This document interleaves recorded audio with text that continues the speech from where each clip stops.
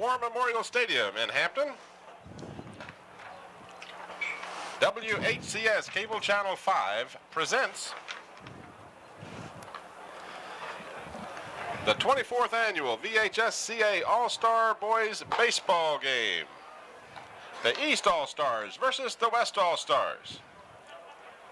Good evening, everybody. I'm Tim Cole along with Bob Hintz. We welcome you to War Memorial Stadium for this annual event between the East and West All-Stars. And Bob, looks like the evening is going to be really a nice evening for baseball. There's no chance of rain. It's warm, but it's middle of July. Well, yeah, and the golf tournament is going on up at Williamsburg, so it's going to be in the 90s. But it actually is a nice breeze here tonight. The flags out in left center are not moving much, but there is we're getting a nice little breeze up here. We've got some Peninsula ball players here and some great ones from across the state. This will be always a great contest, and it's a nightmare for you trying to keep up with who's where and who's on first. It sounds like Bud Abbott thing, but it's always a good contest. It is. It's a lot of fun. And I've got my bag of peanuts here, and I'm going to sit back and relax and enjoy this. There you see the officials for tonight's game. Ed Freeman will be one of the base umpires, along with Gary Michaels, Gary Williams, and Ken Galt will be behind the plate.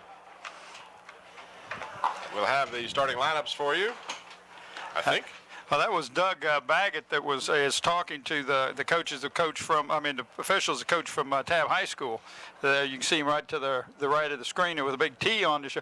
Did a great job, Tabb, coming into Peninsula District this year, and I asked him year after next, and he said they'd definitely be back to Group 2, that they're rezoned, and they'll have between 800 and maybe 1,200 kids. He said we'll definitely be one of the smaller schools in York County this year and or next year. So next year will be the last time they'll be in AAA for a while.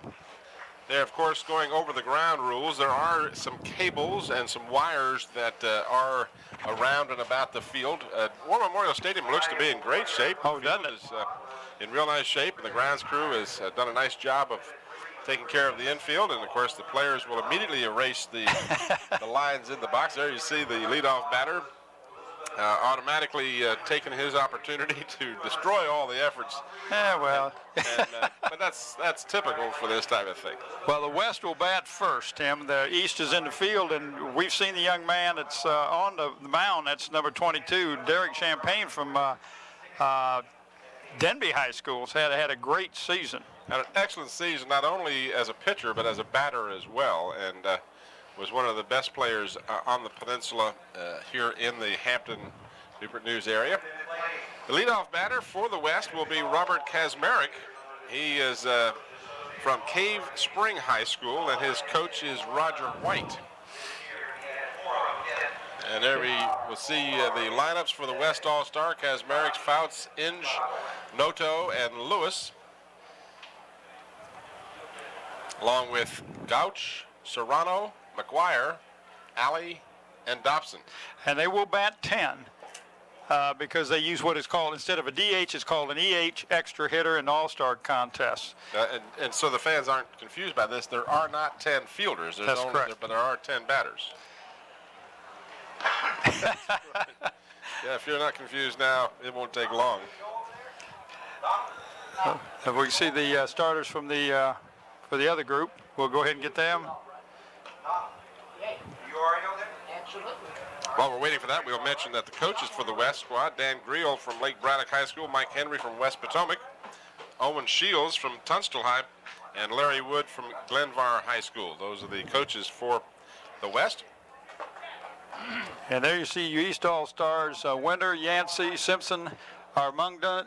Ardanga, and I missed the one right after that. Smith, which was the easy one. You missed the easy one. Oh well.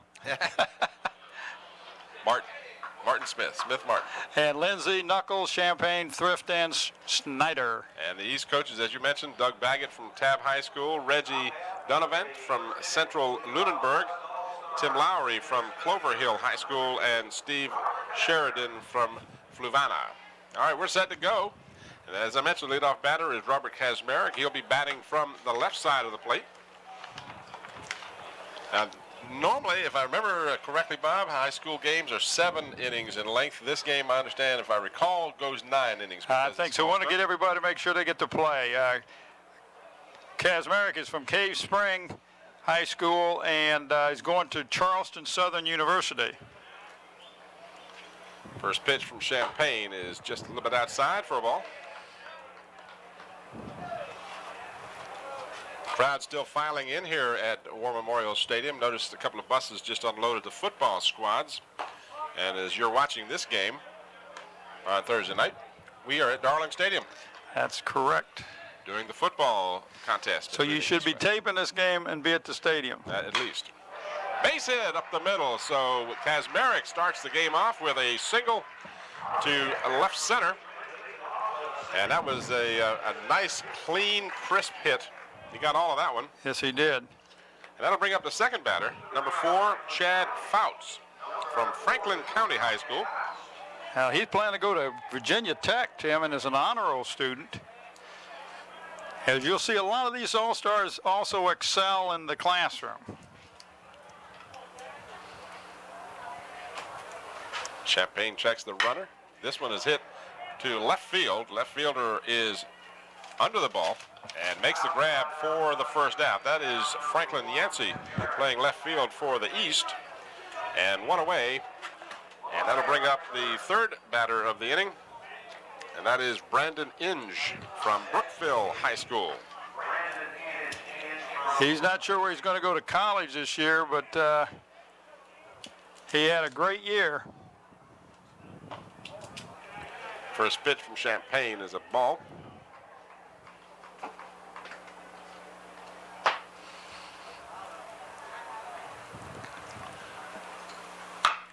Foul down the third baseline. The runner will have to go back. I thought you were going to spring for a hot dog or something, and you come up with peanuts. That's all I had was peanuts. Couldn't afford the hot dog. Are you not up to Camden? What'd you say you went up to Camden Field? Went up to Camden Yards last week yeah. to see the Baltimore Orioles, and they're trying to make up for the lack of fans with the concession prices. Had to get me a cosigner to get dinner. Donna go with you? No, I was there on business. Oh, yeah, sure. It was tough business. Yeah. 2 balls and 2 strikes. 1 out. Runner leads off of first base. He's not going. The ball is high. Runs the count full with 1 away.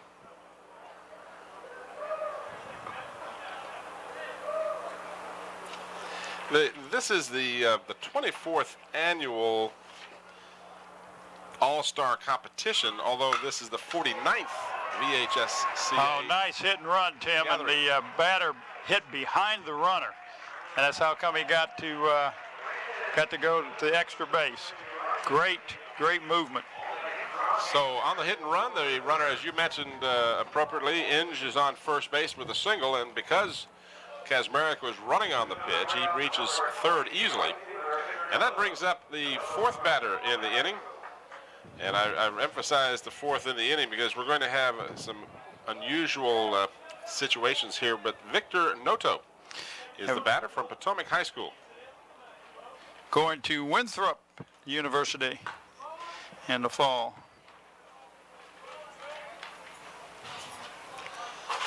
Get a chance to watch that last play. You'll see the ball sharply hit. No chance for the second baseman to make the stop. Well, the second baseman was going to second to catch the hopefully it was going to be a throw. And yep, that worked really well. I mean, you can't diagram that any better than that. No, that was great. Talking about Donna, she has made it up here to the press box. She come up to, she looking for her peanuts. She's on the payroll tonight. She's going to be helping us spot. Told her she was here last year when we had so much trouble playing with multiple numbers.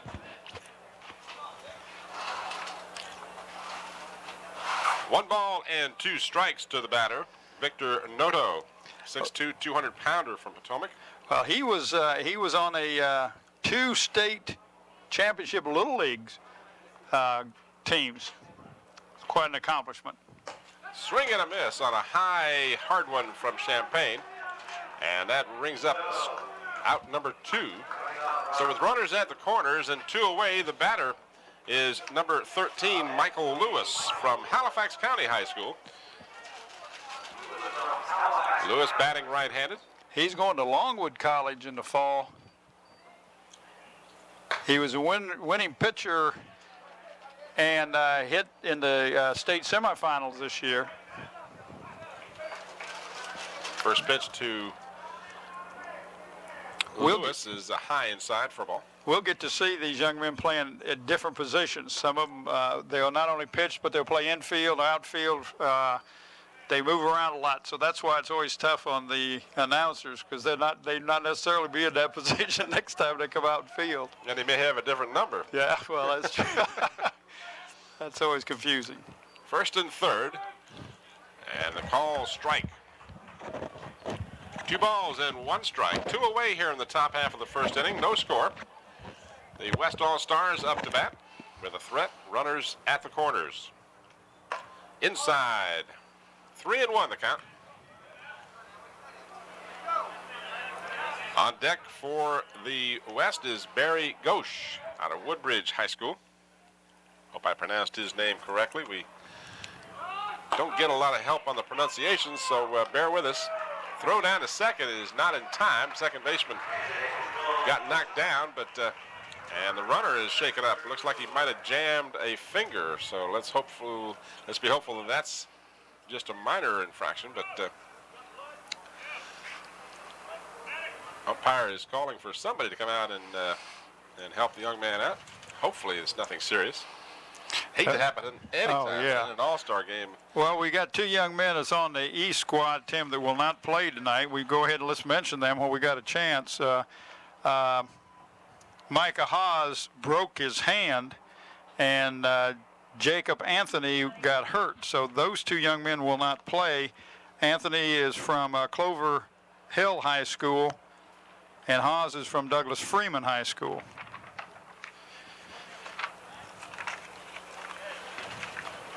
Well, we don't know the extent of the injury, but I see the young man is coming out of the game. That's Michael Lewis.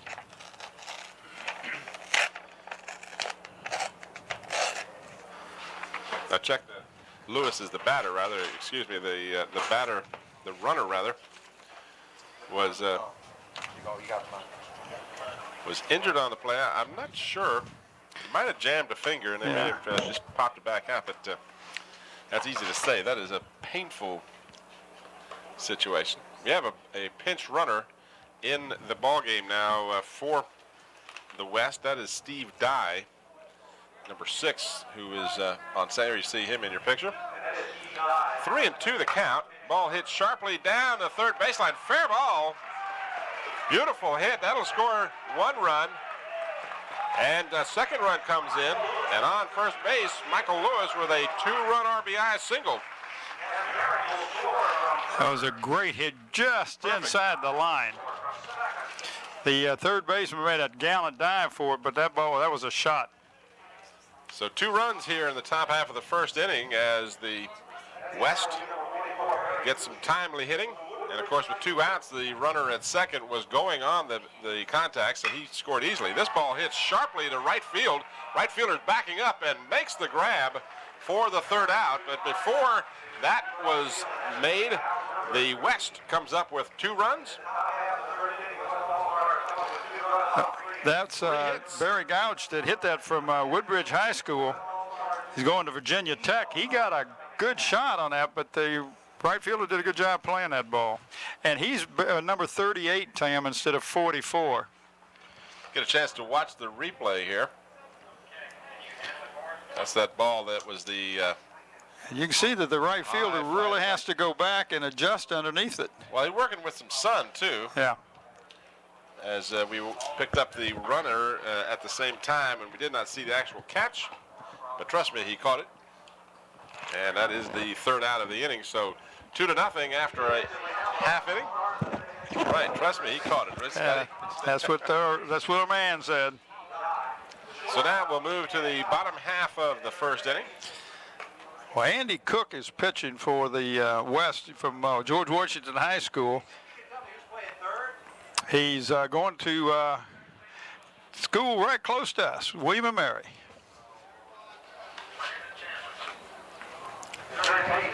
The The East squad will send to the plate in the first inning David Winter. He'll lead off.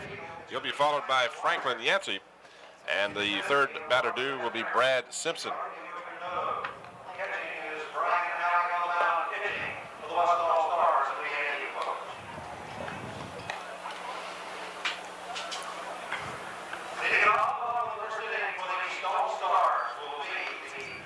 Two runs on 3 hits. And that was something that Derek Champagne did not allow to happen very often during this past season, as he was very effective. In fact, I think the only game he lost all year was to Kecoughtan, a game we had the pleasure of broadcasting.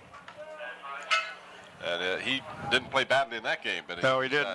Well, he didn't start off pitching that game, though. He did not. But he came in, and that was one of the few losses. In fact, Denby had trouble with Kecoughtan all year long. Other side. There you go.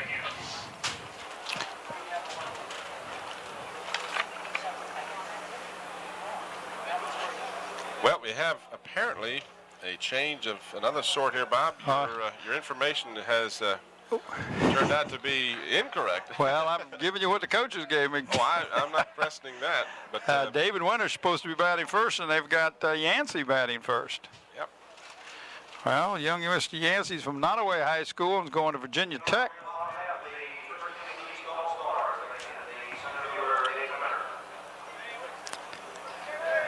Heard something about David Winter from Bill Nelms, but he is not the batter. First pitch is a called strike. See, he got the misinformation too, didn't he? Yeah. Andy Cook, the right-hander on the mound. 6'1", 188-pounder. Rears back and fires. Hit to the shortstop.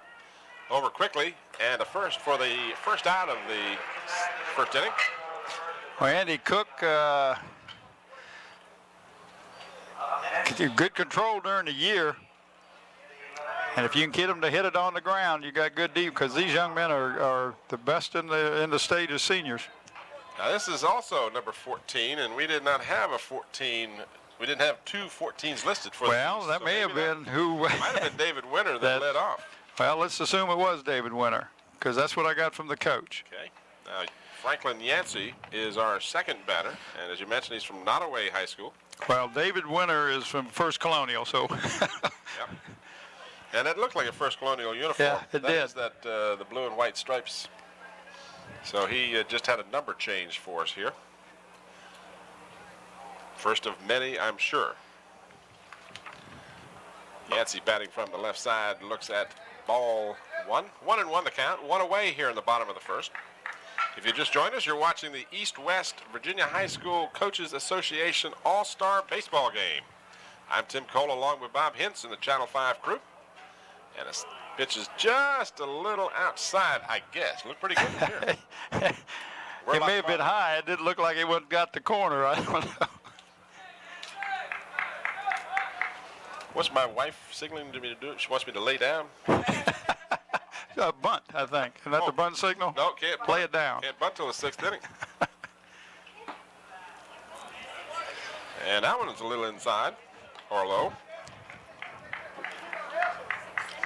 So 3-1 is the count. East squad finds themselves down 2-0 here in the first. That one's right down the pipe. No doubt about that one. Full count to the batter.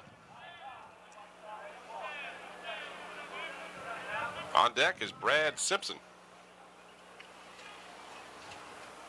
High for ball 4. So the East squad gets a base runner. Oh, Brad Simpson from Clover Hill High School is going to VCU and is a 4-year honor roll student. We know a couple of guys up at VCU, don't we? Yes, we do. We got young Mr. Denton along with young man that played at Hampton High School. Don't look to me to remember her name. I know his name until you said don't look at you. So I'm sure you'd come up with it. You're a lot younger than I am, Tim. Swing and a miss. Swing and a miss by Brad Simpson.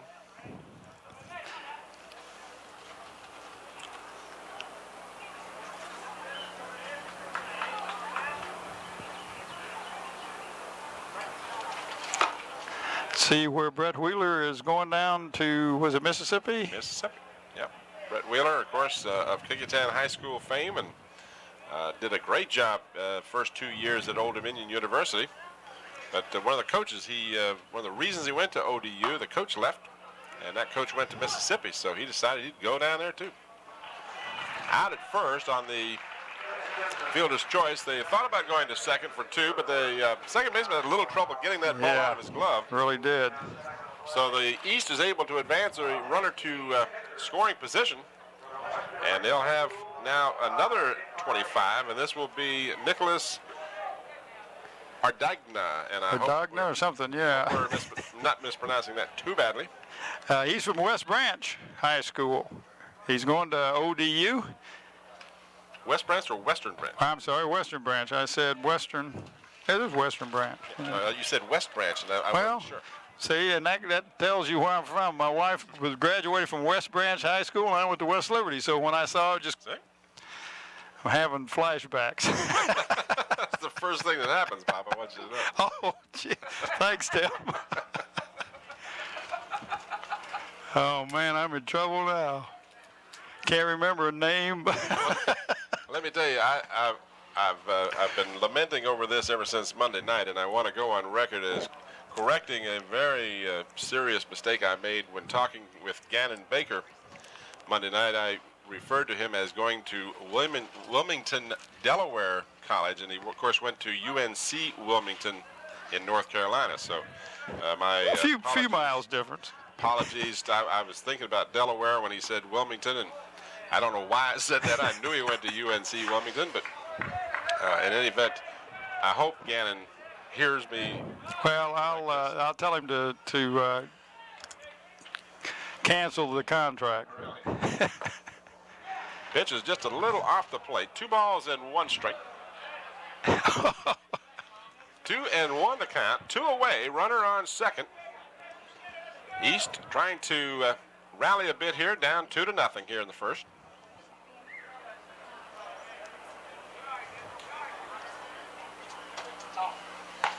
Inside for ball 3. So Cook having a little bit of control trouble here. He's walked 1 batter here in the first inning, and in jeopardy of doing the same here with number 25, Ardagna. Swing and a miss, and that'll even the count, rather run the count to full with 2 away. In the on-deck circle is Justin Martin out of Tabb High School. Should this runner be able to get on? And he looks at ball 4. Almost hung up the runner at second. He gets back safely, however. Yeah, he was headed for third. Yes, he was. So the East squad keeps the rally going here as Justin Martin out of Tabb High School will step to the plate, batting right-handed. Another one that's going to VCU. Yeah, they're going to have a big contingent of Peninsula-ites up there. Yes, they are. You see that happen a lot, of course, because what happens is they'll come into an area and recruit some players and get familiar with the talent that's here, and certainly the Peninsula has been a hotbed of baseball talent for a long time. Well, I saw in the newspaper that the young men from the basketball team, Brett Harper, who was the other one, the young man from Granby High School, and another young man by the name of White, I think his name is, they're all going to Hagerstown. Junior college. Yeah, all 3 of them. That's going to be... It's going to be quite a team. Wow. Yeah, Percy White, and Sean Hobson and Brett Harper. That coach is getting him some good people. 1-1 the count, 2 away, runners at first and second. Swing and a miss. Ball was low, but it looked like he was kind of protecting the plate. Actually, it looked like he might have been fooled on the pitch. Yeah. Oh, come in, breeze. Yeah, it's a nice breeze up here. Comfortable this time of the year. This game videotaped on the 12th of July, 1995. Coming to you from War Memorial Stadium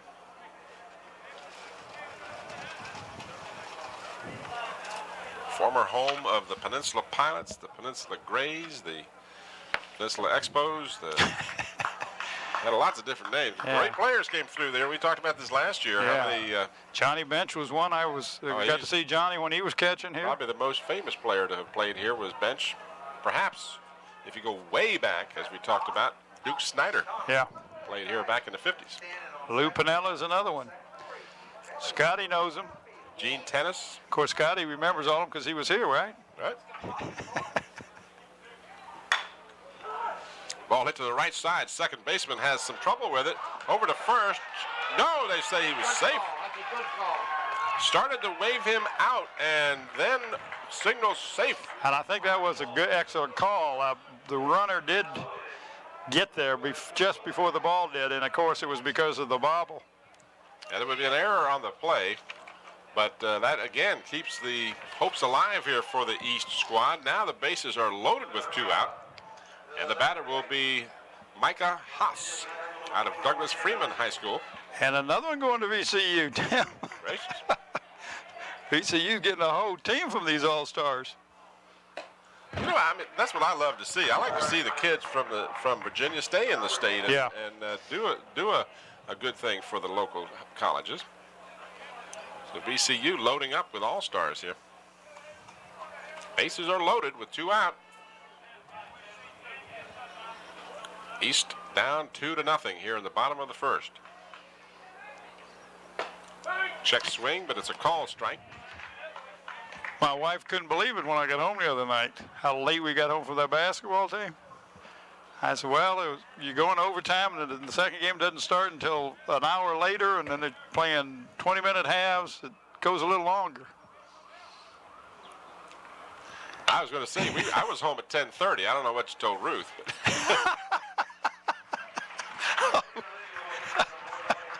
Oh. so to play at second for the 3rd out, and the West is able to dodge a bullet here as the East squad was unable to score with the bases loaded.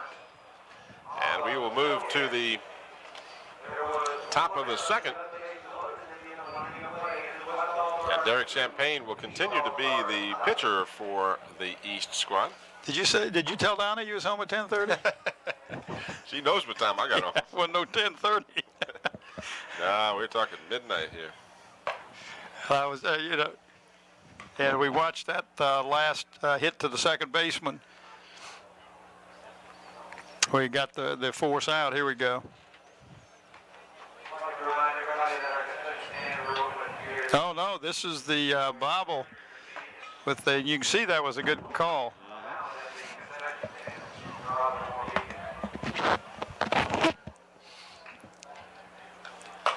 But you was talking earlier Tuesday night about coming off that neck operation, and it was no problem. And then I got home, and the next morning I got up, my neck was killing me because I'm not used to sitting and bending over and looking at things. And I said, man, I didn't know how weak it was after wearing that collar for a month. I was going to say, you didn't have that collar on. I'm sure that made quite a difference. So I just really cooled out Tuesday. I mean, I didn't do anything. Eli Serrano will lead off for the West, and he will be followed by Mike McGuire. And in the hole is Brian Alley. Serrano is out of C.D. Hilton High School. And he's going to Stenton University. Another honor roll student.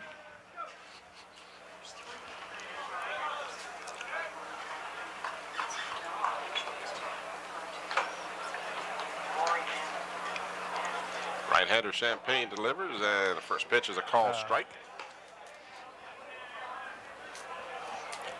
One last event remaining after tonight. And of course, that's being played as you're watching this. Ball hit to the shortstop, but check that third baseman steps up and takes the ball and just beats the runner at first. Yeah, if the third baseman hadn't got it, the shortstop wouldn't have got him. He Pretty cut good that speed ball going off. down the base there. Yeah, he's got some good speed.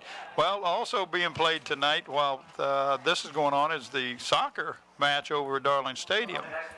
That's the first time they've had soccer. Yeah, right? this is the first year with soccer. We had a good talk with Mike Smith, the coordinator of these games during the girls' basketball game, and if you get a chance to listen to that, there's a lot of work that goes into it. Mike and his crew deserve a lot of credit, and you see them shake their hand and tell them how much you enjoyed it. Mike McGuire, the batter from William Byrd High School.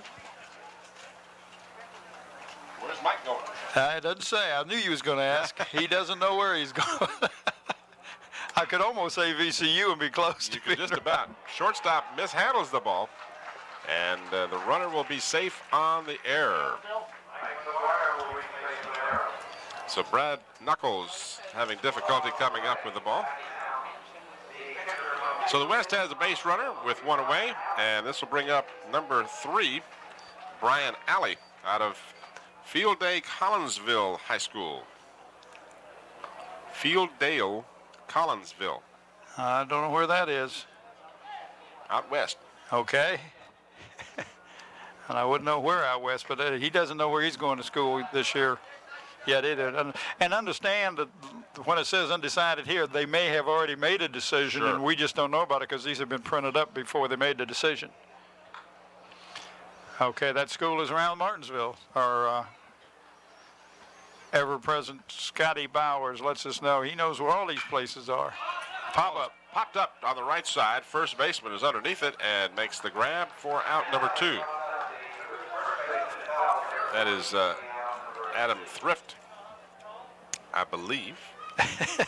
And it should be Scott Dodson coming up. West Potomac High School going to North Carolina State. Wolfpack.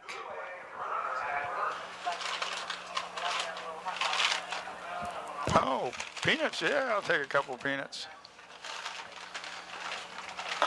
Can't go to a ball game without some peanuts. Well, you know, I'm thinking as bad as my memory's been, these make elephants remember, right? That's why I was eating them. I wasn't sure why I was eating them. Wayne Spencer was the young man I was trying to think of a little while ago. It's up to VCU, played at Hampton High for Danny Mitchell. I knew it would come to see the peanuts, see what they do. Dude, just getting one. Yeah, I haven't even got one in my mouth yet. Pitch is fouled back for a strike. 1-1 with 2 away. Runner on first. West squad at top of the second here, leading 2-0. Over to first, back easily.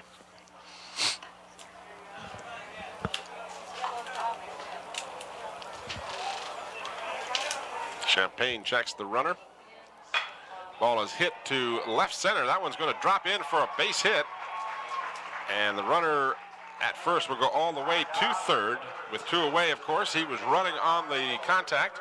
That was a center fielder made a good play on that. So a nice looking hit for number 9, Scott Dobson. This is Jeff Tucker coming up, Tim. Jeff Tucker, and again, this is where we're, and here's the base hit. And this, of course, is the second round of batting. That's why Jeff is up from Covington High School going to the University of Virginia. UVA up there with young man Andy Lee from Kickingham. That's where he's going. Hey, it was Wayne. Just talking about Wayne Spencer. He's up here checking us, making sure I get his name. Strike called. 1-1 the count. Still 2 outs, but runners at first and third. West squad again threatening after scoring 2 runs on a 2-out double in the first inning.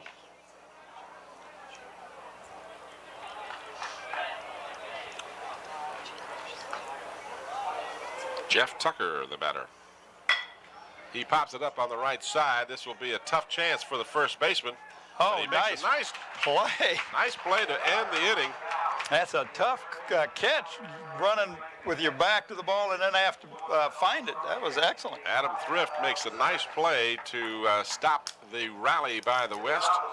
So they leave 2, and we played 1.5 innings. Our score still the West All-Stars 2, and the East All-Stars no score.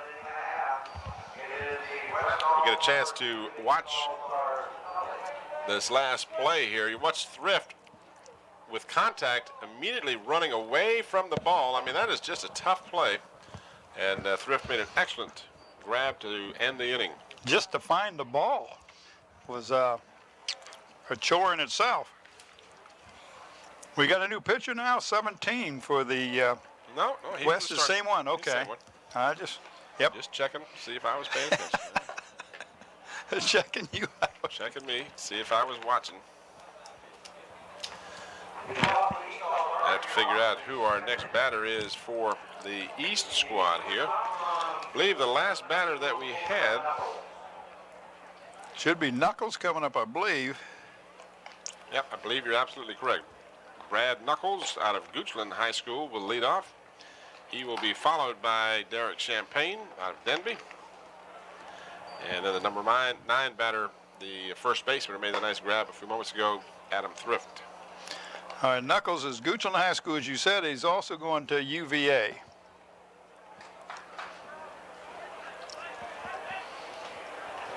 And also a member of the National Honor Society. Lights are on. It might get a little dark before we end up here tonight.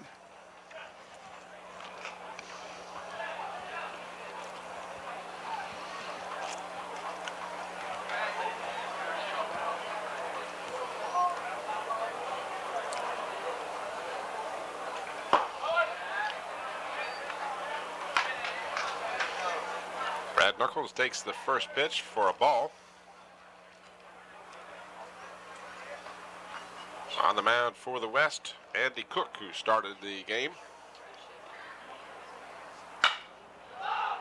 Hit high to the left fielder. He's camping underneath it, and he makes the grab for the first out. So, Got too much in. yeah, got a lot of ball on that. Jeff Tucker did, but just got underneath it a little bit.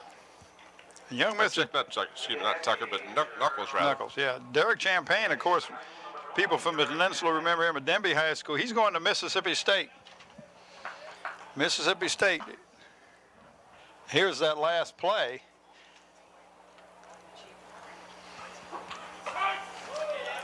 Left fielder doing a good job of settling underneath there. Wow, Derek's quite a hitter. Yep, Champagne takes the first pitch for a strike. Big changeup for a ball, 1-1.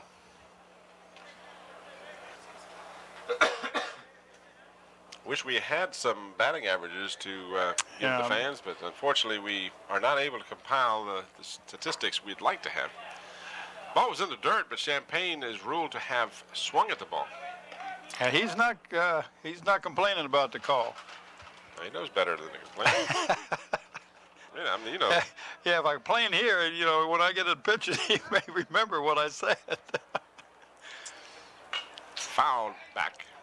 1 ball and 2 strikes with 1 away here in the bottom half of the second inning.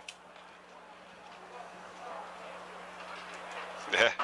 Yeah, that's right. All your people at Daily Press, Tim.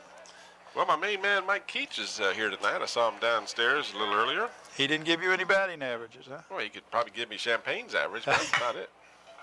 Ball is hit to the right side. First baseman up with the ball and over to the pitcher covering for the out. And again, you know, that looks like a routine play, and it somewhat is, but you have to remember these guys have not been playing all that much together, so you have to remember what you're basically taught to do. And, that's right.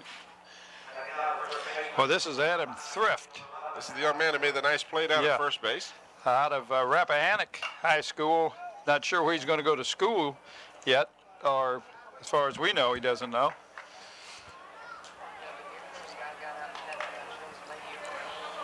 Some great athletes come through this All-Star competition. And we're lucky to have it down here in Hampton. Channel 5 is fortunate to be able to do it. When it was up in Lynchburg, all we got to do was the football game, and because of the distance away. And Mike Smith and Jimmy Eason were very instrumental in getting him down here. And Mike said that Hampton University is very, very important, and they're helping them. They house the kids over there. They use the facilities to work out. We need to take our hat off to Dr. Harvey over there and the people at Hampton University. Mike was very complimentary of all the cooperation that goes on. Foul down the third baseline, so count still remains 1-2 to Adam Thrift, with 2 away here in the bottom half of the second inning.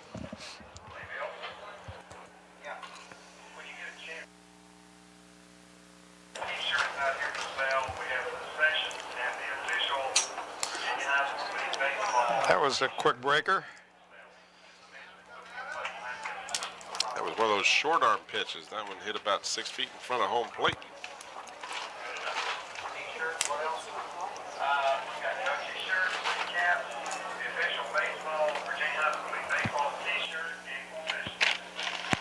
A pitch to Thrift, and he hits it past the third baseman.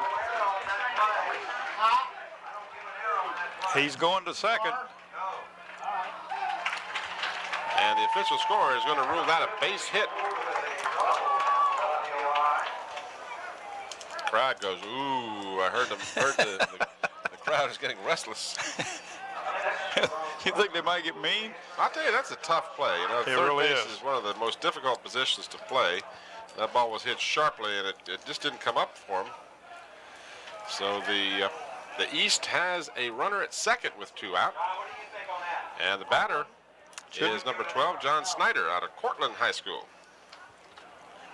Get a chance to see that again. The ball just jumped up on the third baseman and never really had a chance at it. But John Snyder, you said out of Cortland, is going to Old Dominion.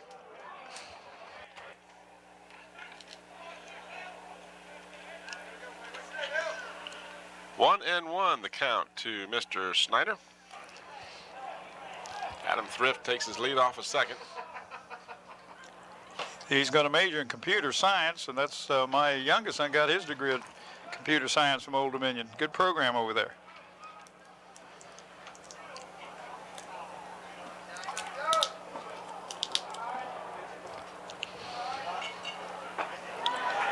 Swing and a miss. 2-2. That ball had some stuff on it. Fooled him badly on that. There you saw the 2s are wild here. 2 outs. Man on second. 2-2 the count. And 2-0.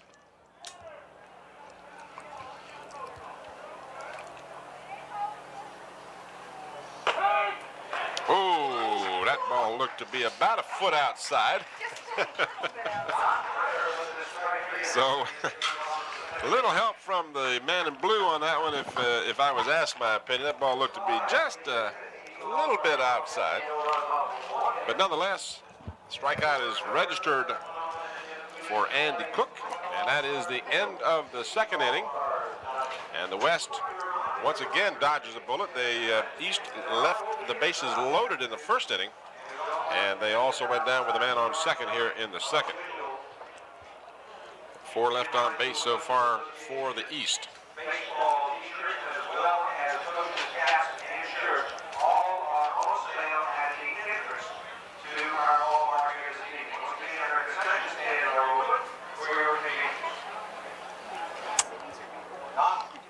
Now we got a new pitcher.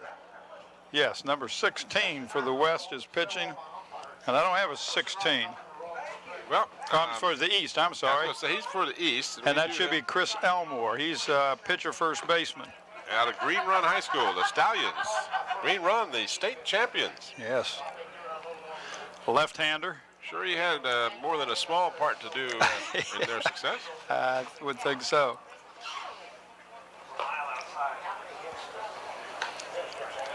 Listening to some commentary on sports radio today talking about left-handers, they said that left-handers have a much longer lifespan in the major leagues than right-handers. Oh, is that right? That only 12% of the population is left-handed, but 30% of the pitchers in the major leagues are left-handed. Yeah, and they tend to pitch several years longer than most right-handers because they're in short supply and they're very valuable. So just a little tidbit for you. Well, I appreciate that. Because I didn't know that. But Chris, of course, Green Run, as you said, is going to the University of North Carolina. And he graduated 5th in his class. And Green Run is not a small school. You have number 5. Here's some serious grades. If you remember, Kickingham High School had a young man that was number 1 in the class. Mr. Denton, wasn't it? No, this year. Oh, this year. Arredondo. Arredondo, right. Yeah, but and I don't know that he was. Oh, I'm sorry, it was Belachon. Belachon. That's right. Arredondo. But Denton's son was he was up there. 4.0 or 4.1, something like that, in his senior year. All right, for the top half of the third inning, the leadoff batter is number 6, Steve Dye, out of Richlands High School. Dye takes the first pitch and swings and misses.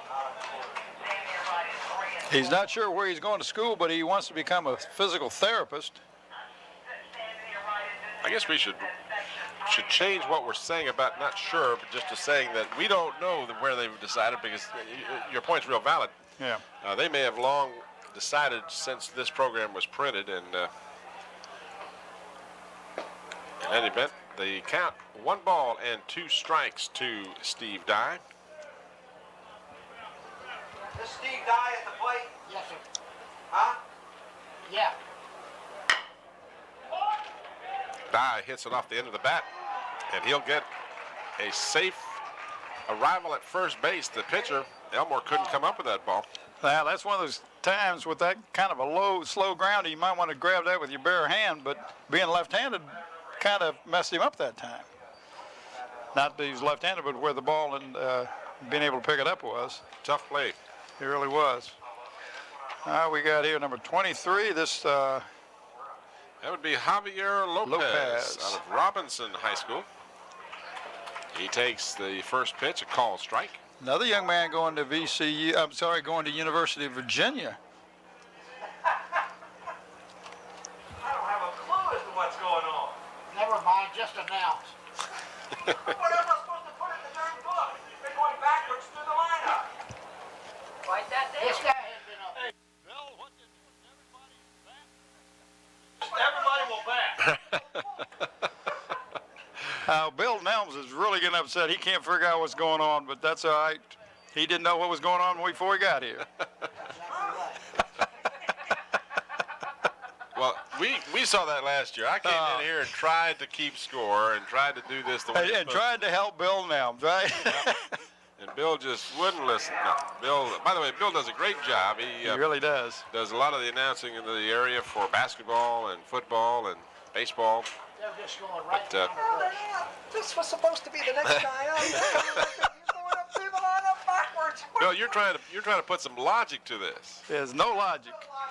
Swing and a miss by Lopez. Simplify. There would be no problem. That was a test. for you. Runner at first. Well, see, it's simple for us, but for Bill, he's trying to make it hard. Well, he's trying to follow some logic, I told you.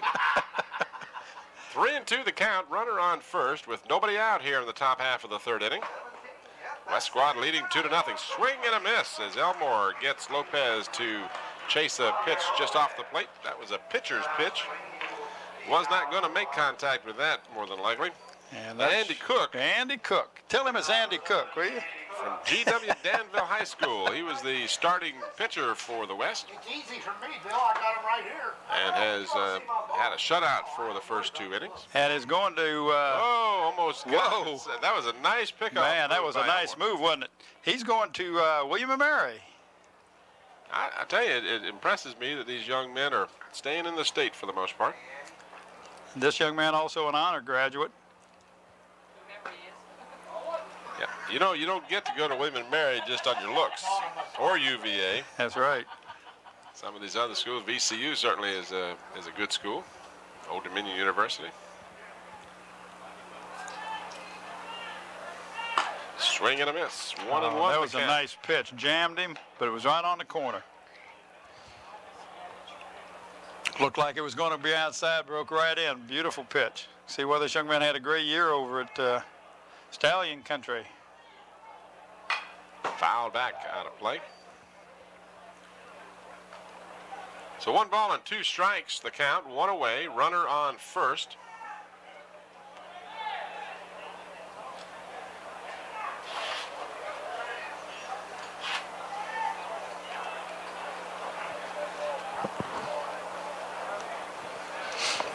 If you just joined us, the West squad scored 2 runs in the top of the first inning with a 2-out double down the third baseline. And that is the scoring to date. 2 runs and 4 hits for the West. No runs, 1 hit for the East. This ball takes a high hop, and probably for that reason, the opportunity for the double play is negated. That was a great play by that second baseman. He did a fine job because that ball really took a big hop just as it got to him. That's Tanner Lindsay. It's the first time I've ever gone backwards in a book. So that brings up the batter number 54.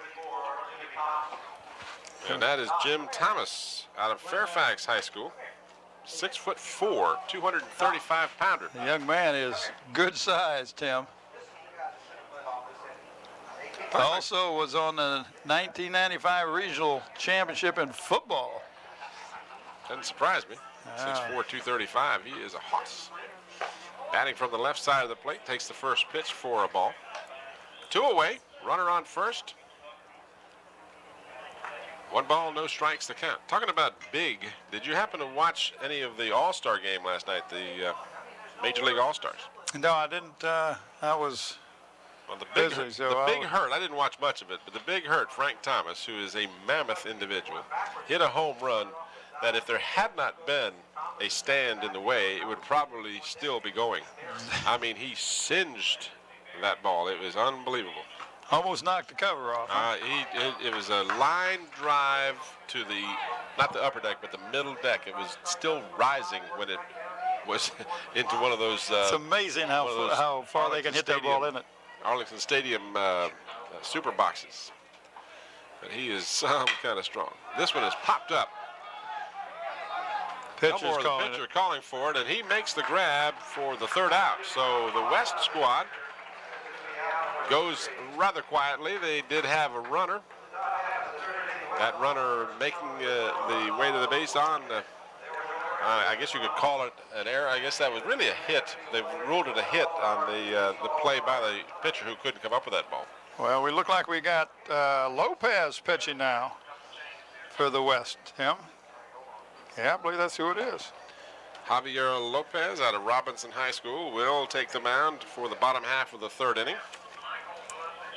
And as you might expect in the All-Star game, they're going to give everybody an opportunity that they can to do as many things on the field as possible. Talked about Javier going to University of Virginia.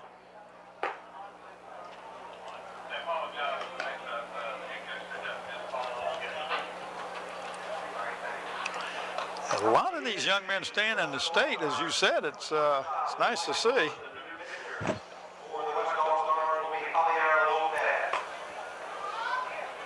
guys, from now on, we're going in the book backwards.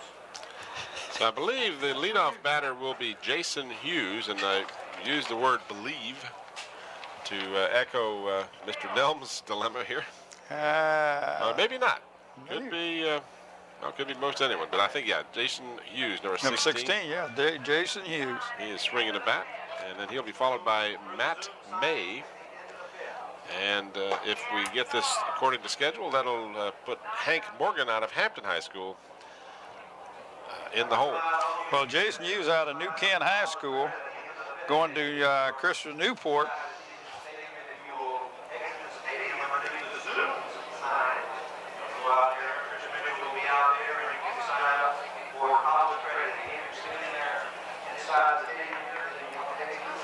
Bottom half of the 3rd inning.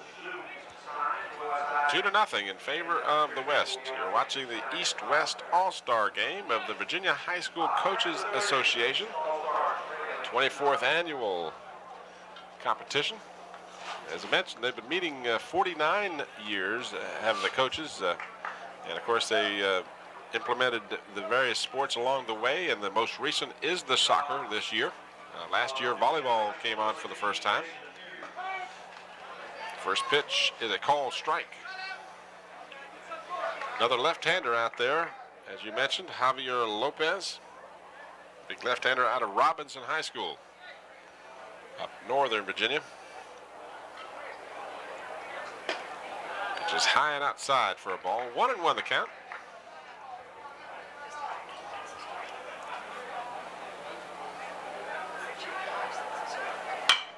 Ball hit sharply in the hole for Oh. a base hit.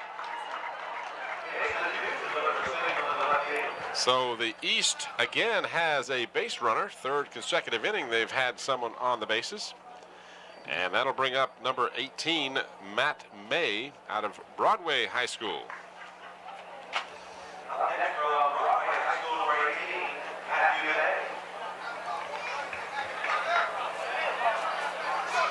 Tell us a little bit about Well, Matthew. he's not going to, he hasn't decided what school he's going to yet, but the young man is, he enjoys the sports, and the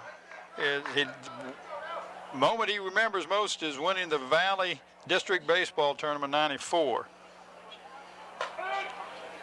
Good looking pitch right Oh. on the Nice. black part of the plate. Evens the count at 1-1.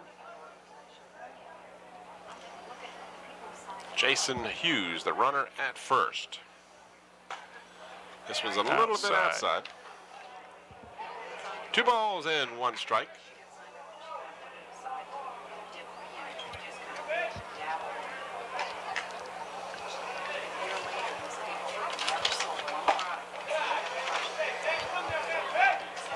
Three and 1.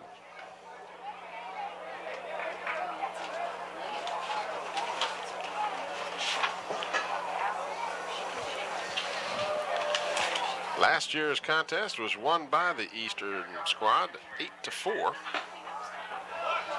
Yeah, we got a walk. After the West had won 3 consecutive times, 91, 92, and 93, the West had dominated. And then last year, the East won. Henry Morgan, Hank Morgan, coming up, Hampton High School. Of course, his dad also played at Hampton High School. Henry's going to, or Hank, I should call, is going to VMI. So the East squad trying to get back in this game, trailing 2-0. They've got runners at first and second with nobody out. First pitch to Morgan is inside for a ball.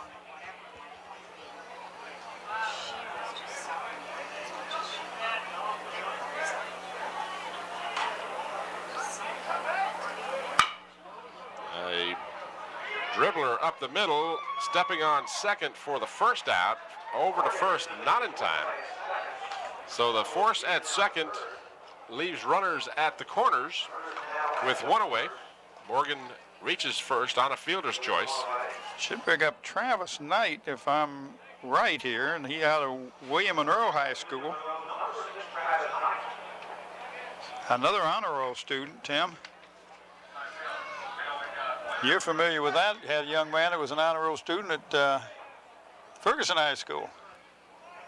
You're absolutely right. National Honor Society. Son up at Ferguson.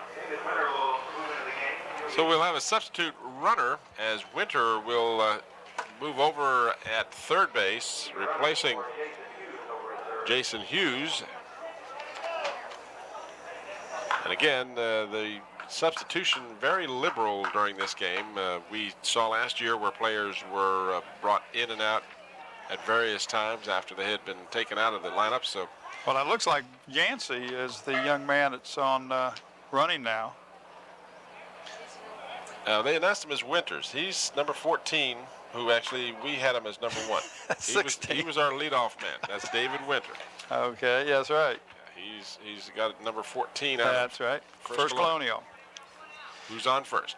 What's on second? No, who's on first is Morgan. Check swing, ball, and Morgan will reach second. He'll steal the base.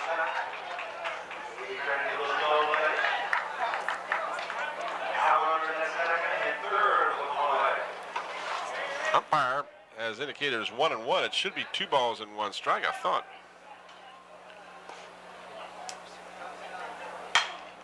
Foul down the third baseline. Too hot for the coach to try and grab. He thought about it and then pulled back his hand before he didn't have much of a hand to pull back.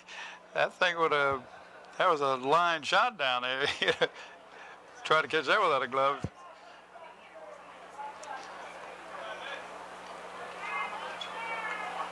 One away here in the bottom of the third inning. Runners at second and third. That stolen base was a crucial play, or could be a crucial play for the East, because it busts up the double play situation. With Morgan taking second on the steal, now they have runners in scoring position with just one out. So a fly ball or an error, and you've got at least one run in. A nice shot, you get two.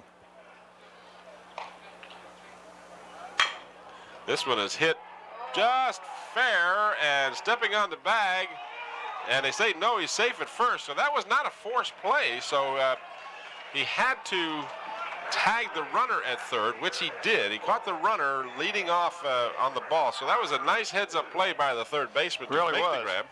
He tagged Winter out.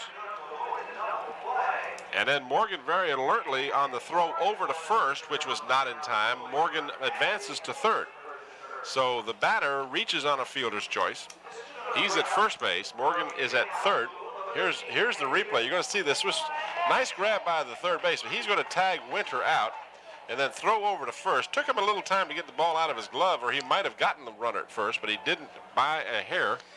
Well, And Morgan alertly went down to third. if you remember the first inning, Tim, that was a shot down third base that went for the hit that drove in the two runs. Yep. So our batter now for the East is number 13, David Abbott, out of Green Run High School.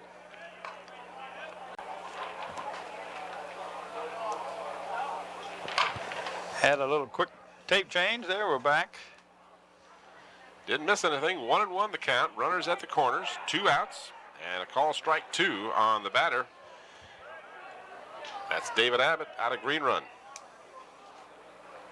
He, along with Chris Elmore, representing Green Run High School here this evening.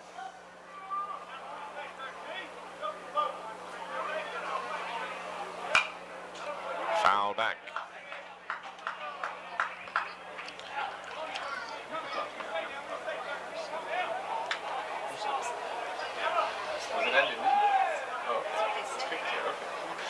Oh, it's Andy Lee back. Yeah, it was Andy Lee. I apologize. That is not David Abbott. That's Andy Lee. The Green Run and the Kecoughtan uniforms very similar with the green, but my wife, the spotter, has corrected me, and That's good she's around. yeah. Andy, of course, graduated with honors going to UVA in the fall.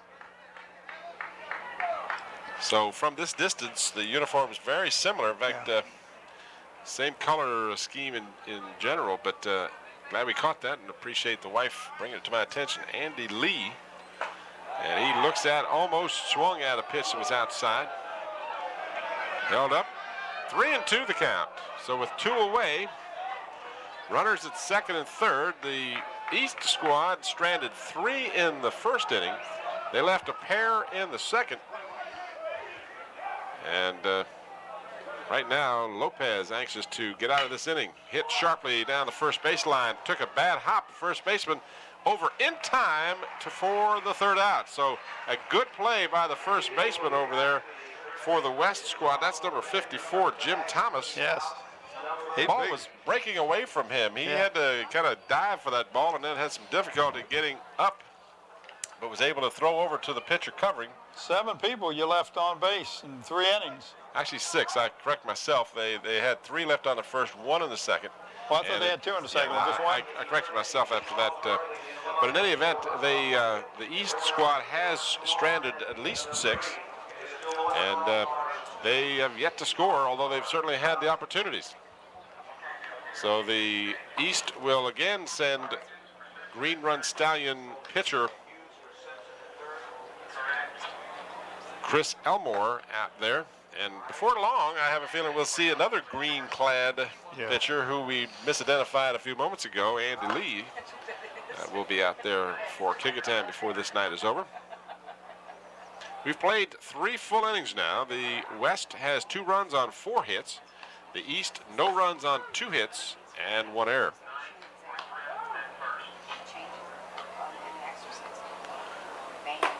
About this time, the top of the 4th, we can probably expect to see a lot of substitutions starting to take place.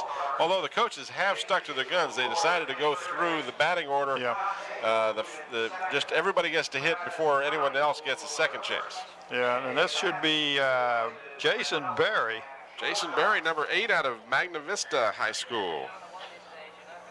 Not sure yet where he's going to school.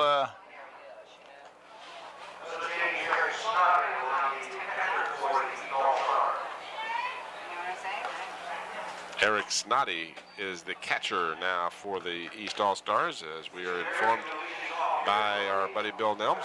He's from Western Albemarle High School. He's going to UVA. So if he catches when Andy's out there, you got a battery for UVA.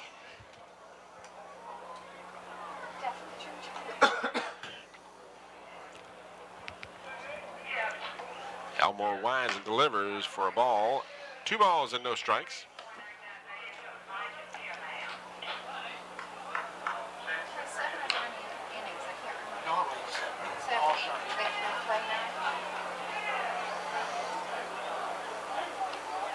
Way outside. So Yeah. Elmore has difficulty finding the range, and he's fallen behind now. 3 balls and no strikes to the batter.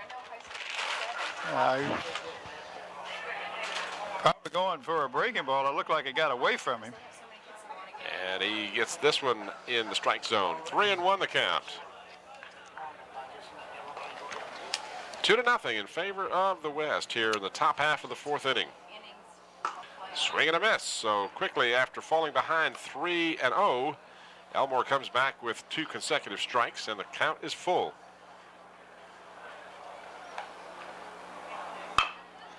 And he hits the ball back to Elmore. He'll make the easy throw a little more difficult than it needed to be.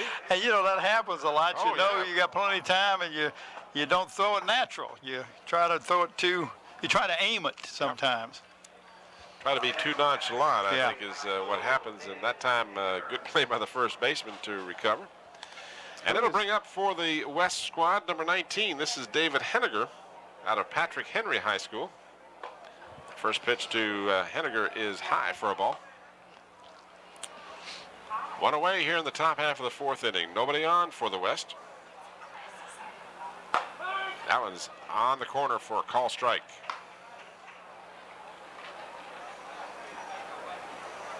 There you get a good look at Mr. Henniger and the catcher. Swing and a miss on a changeup. Chris Elmore out of Green Run High School, the left-hander, showing a nice variety of pitches here. And that one is a fastball for a swing and a miss, strike 3. So Elmore settles in, and he has the second out of the inning. That'll bring up for the West squad, number 7, one of many number 7s. That, I believe, is Brandon Chandler. Is that who was announced? I believe that's the young man from Powell Valley High School going to Cinch Valley College. Jammed him on the fists, and he fouls it out of play. Keep those guys over the dugout nice and loose with that kind of foul ball.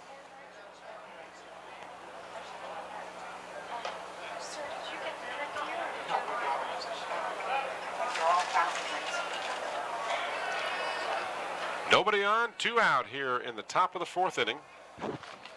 Elmore winds and delivers. This one's off the plate for ball 2. Now check that, 1-1 rather.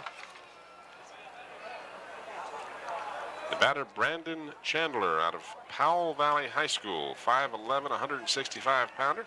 That's Clinch Valley. Is that right? C-L-I-N-C-H, Clinch Valley College. Where'd you get Clinch Valley from? Well, that's what it says. Well, I was reading here on the lineup, it says Powell Valley. Well, well, Powell Valley is high school. Clinch Valley is a college. Oh, Sorry. ball We're looking at 2 outside. different things. Both of them are valleys. 3-1.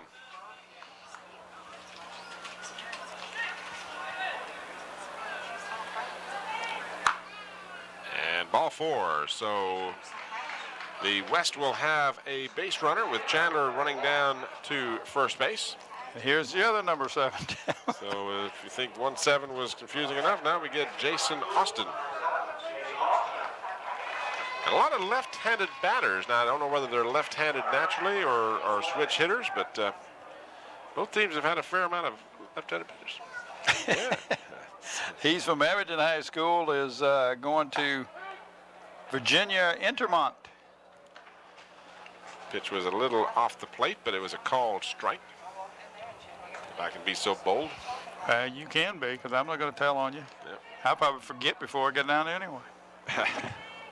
2 away, runner on first, and fakes the run. And That the must- pitch is off the plate, but the batter swung at it. Yeah, Good-looking that was curveball. outside, and I don't know if he was protecting the plate or what he was doing, or He trying might to have protect been, it. Might have been fooled. That was a good-looking pitch. So quickly ahead on the count is Elmore. The runner is going, and the throw down will not be in time, as reaching safely is Brandon Chandler on the stolen base. So the West now gets a runner in scoring position with 2 outs, and a count 1-2 to the batter, Jason Austin out of Abington High School.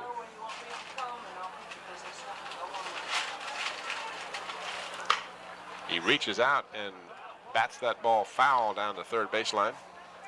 Again, that pitch was outside, but when you're behind on the count 1-2, you have to kind of swing at just about anything. And we may have a hit and run going on too. The runner on second base was moving. He took a nice lead and was moving, and he saw it was hit foul.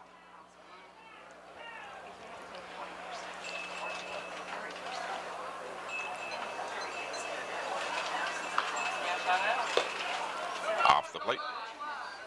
2-2 the count.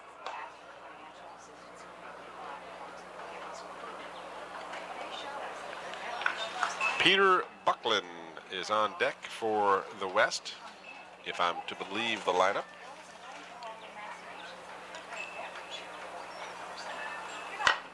Fouled out of play. So Jason Austin is hanging tough. 2 balls, 2 strikes, 2 out, 2-0. 4 deuces, not a bad hand. Not a bad one. Makes you want to run out and play the pick 3 or pick 4, doesn't it?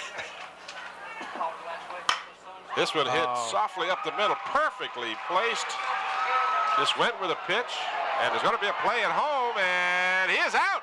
Nice throw. Whoa. Center fielder nailed the young man at home plate. That was a great job by the catcher. That was combination. Beautiful. He was waiting for him, though. That throw was right on the money. That was what you call the all-star throw. Yes. As out at home plate on a perfect throw. That ball was hit nicely, though. Let's give credit to the batter, Jason Austin, as well, let's just watch the whole thing. You see this right here. This was a nice, soft liner. And watch the center fielder. And he coming gets it on the strong. third hop, Tim. And I mean, he just threw that ball on the mark. That was a perfect strike from center field to nail the base runner. Well, that was a good example of charging the ball, because he got that on the third hop before, almost like a short hop before it hit on the fourth hop. I was counting them, and he come up throwing that ball and threw a strike. Really fine play. That was an all-star play, as good a play as you'll see in any game. And our slow motion Bev Penn did a great job picking that one up. Had it nailed. We want to talk about a crew. We got Beverly, of course, doing the slow motion. Bianca Petaway is on the graphics. On the cameras, Jerome Young and Nathaniel Braxton. And we have Ben Daughtry is also on the cameras. And, of course, Scotty in the truck directing everybody. Scotty Bowers, our director, producer, and all-around main man. So the East squad will send up the pitcher. Chris Elmore will lead off for the East here in the bottom half of the 4th inning. Still looking for their first run. First pitch is swung at and foul back out of play. Well, Chris batted before. He's out of Green Run High School, going to University of North Carolina. I can't keep up if they have batted. No, haven't batted around yet. Okay. And after him will be David Abbott, number 13. And that will then bring Eric Snoddy, number 15, to round out the batters for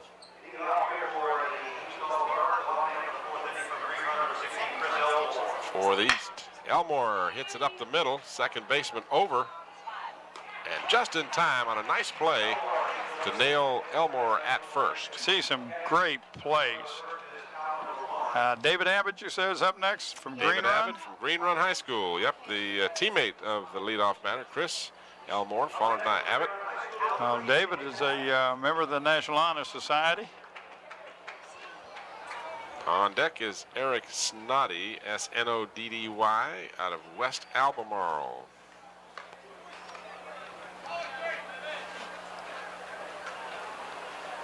One ball and no strikes with one away. Inside for a ball.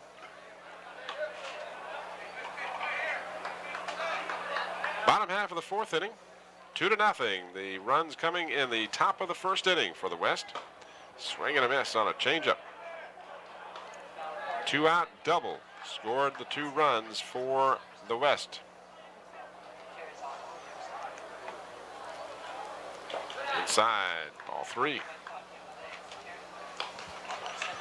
Pitcher for the West continues to be Javier Lopez.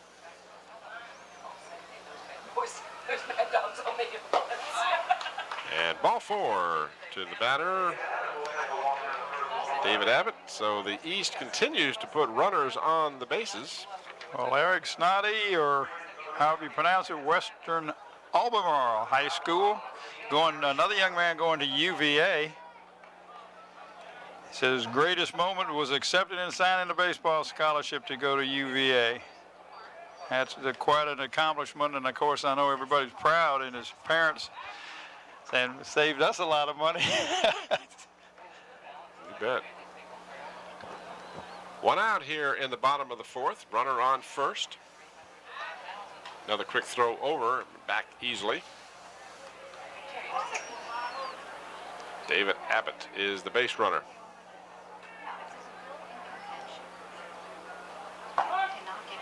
Call strike.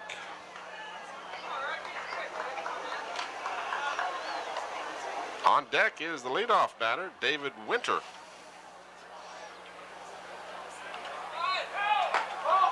Runner going. Throw is not in time. He's on the other side of the bag. He might have had a chance at him. Second baseman did a nice job of almost getting the play.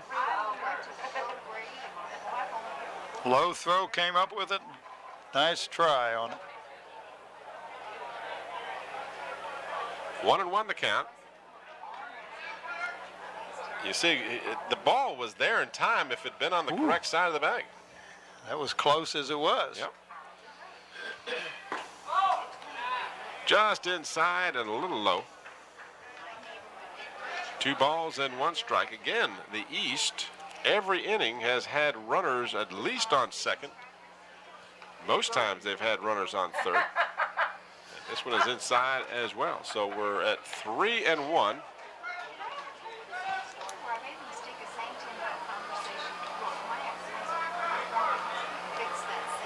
Runner takes his lead at second. This one is off the plate as well. So the batter will trot down to first. That's Snoddy on first. David Abbott on second. And this will bring up the leadoff batter, David Winter, out of First Colonial High School. Norby Wilson, his coach. And if I remember, it serves me correctly. Norby was coached last year for the All-Stars. Oh, yeah. But what I was going to say was First Colonial made it to the state semifinals last year, and I think they won it last year, and then they made it to the semifinals again this year, or the quarterfinals. Quarterfinals, rather. Green Run beat them in a spectacular finish, if I recall. First pitch to Winter is off the plate for a Norby ball. Wilson has done a great job over there at First Colonial. Oh, he has. He's just season after season comes up with great programs. And it seems like every year the Peninsula is playing them. This ball is tagged. The left fielder going back and makes the grab on a ball right near the warning path as Winter got all of that one. And that is a major league distance out there. We're not talking 250 feet like some fields would be. It's 335 down the line. Yeah, it's 335, so that's probably a good 350. Yep, he got a lot of wood on that, or a lot of metal, I guess is the appropriate. Well, in any other ballpark but this one, he would have had a home run, I'm sure. I have a feeling. This is a base hit to right field. Well, that'll score one. Well, it may or may not. He's going to hold Oh. up. Good throw by the right fielder to prevent the runner from third, and that was a good decision not to go because I Yeah. think he might have been dead at the plate. It looked like he was going to go, and then the coach says, let's hold it. That was they've Franklin Yancey with a nice base hit to right field. Well, that brings up number 25, young man who's with 2 outs now with the bases loaded. And that's who? Is that Brad Simpson? Yeah. I'm that's sorry, Brad. you're right. It's Brad Simpson. You're absolutely correct. I was checking the other 25. Yeah, you got to look and see what roster they're this batting. Inside for a ball. So the bases are loaded, and the East squad left them loaded in the first inning, and not a dissimilar situation. They've left 6. And quickly, Lopez falls behind 2 balls and no strikes. Needless to say, the East would like to capitalize on this golden opportunity here. Way outside, so 3-0 the count. You think he may be taken? Personally, if I was a coach, I'd make sure he takes. Be doing lots of laps if he Yep. didn't. Can't imagine he'd have the green light. Inside corner, so not a down the middle type No, shot it at all. sure wasn't. I was looking for it to come down the groove. And I think Lopez is struggling a little bit here. Fouled away so quickly after falling behind 3-0. Lopez has battled back to a 3-2 count. So with 2 away and the bases jammed, everybody will be moving on the pitch.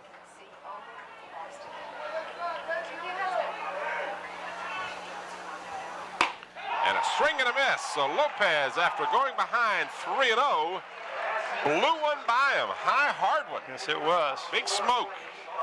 Lopez with the fine close to the inning as he struggled throughout the inning, but again, the East squad leaves base runners. That's 9 base runners in 4 innings that the East squad has left stranded, and we've played 4 complete now, and our score remains the West 2 and the East no score. Got a new pitcher, number 12 for the East. Well, that's John Snyder. John Snyder out of Cortland High School will be the pitcher. I had noticed him warming up down in the bullpen between innings. Going to Old Dominion, Tim.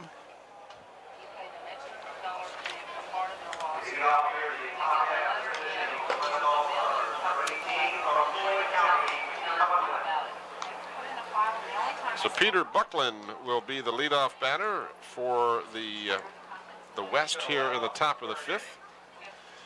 And let's see if we can figure out who might follow him. That should be Jeff Tucker if we're going in the proper reverse order. And then he'll be followed by Scott Dobson. I'm going to let you handle it from here on out, baby. It's It's all yours. pure guess. The ball's in your court. Pure guess.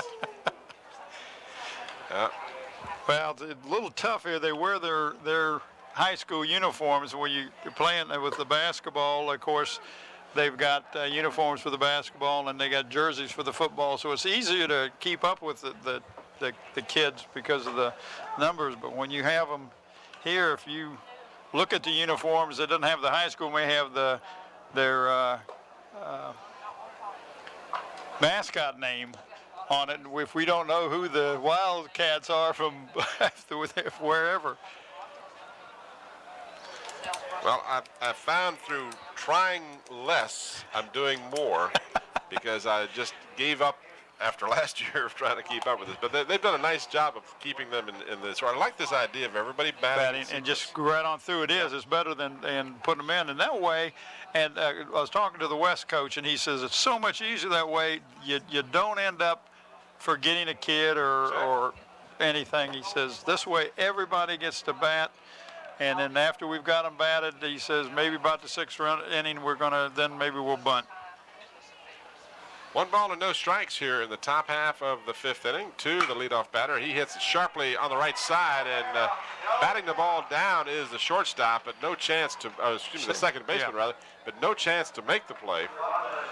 And that was number 18, Matthew May, who stabbed at the ball and did just about as much as he could. That ball was crisply hit.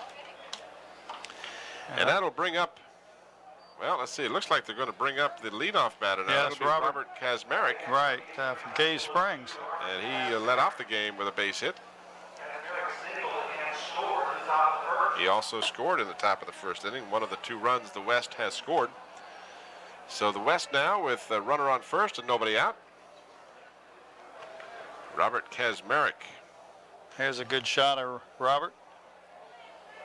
Chad Fouts should be on deck if they're following through to form. And that one caught him on the foot. Tried to get out of the way of the pitch, but wasn't able to do so. So Kazmarek will trot down to first base, none the worse for wear, I'm happy to say. And that will bring up, in fact, number 4, Chad Fouts. Franklin County.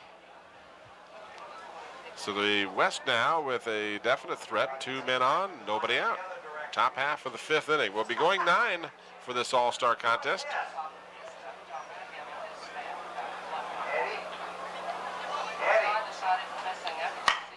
Fouts hits it to the left side of the infield. Over to second for 1, to first, not in time. In fact, the ball gets away from the first baseman. He'll make a play at home, and out at home is the base runner.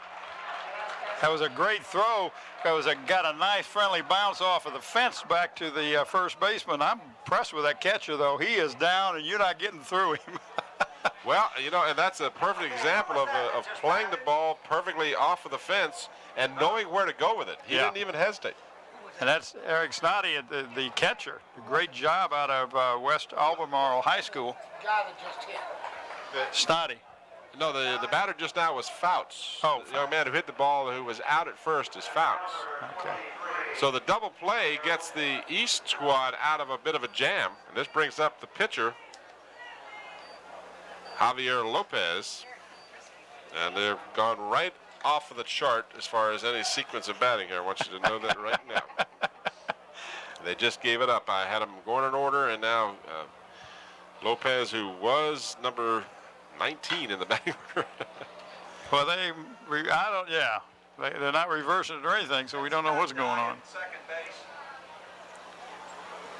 Second base. Who's at second base? Who's at second base? Who's on first? What's on second? We'll have to figure that out. Fouled out of play. 1 ball and 2 strikes to the batter Lopez with 2 outs here in the top half of the 5th.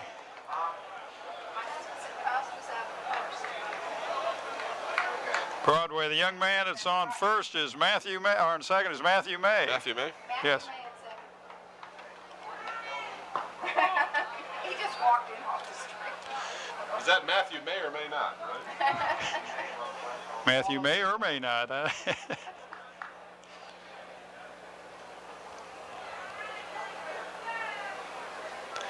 No, I don't think that's Matt. That's not Matt May.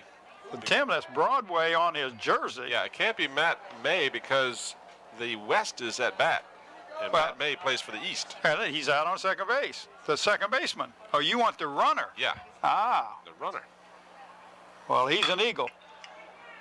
That ball hit sharply. First baseman over to the pitcher who cannot make the play. Ball got away from the pitcher, and a run will score. So that's Chad Fouts who scores from second. That's who was on second base. And again, tough play. Ball was hit to a position where the first baseman had the only play, and they couldn't get the ball over to the pitcher in time. And the run scores, making it 3-0 now in favor of the West. And it'll bring up number 20, Victor Noto, out of Potomac High School.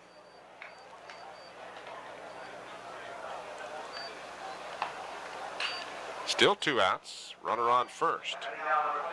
First pitch is a call strike.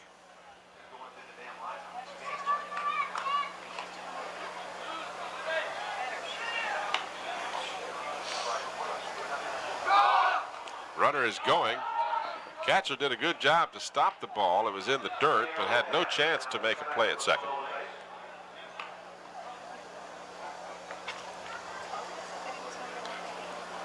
1-1 the count. Runner on second now with 2 away.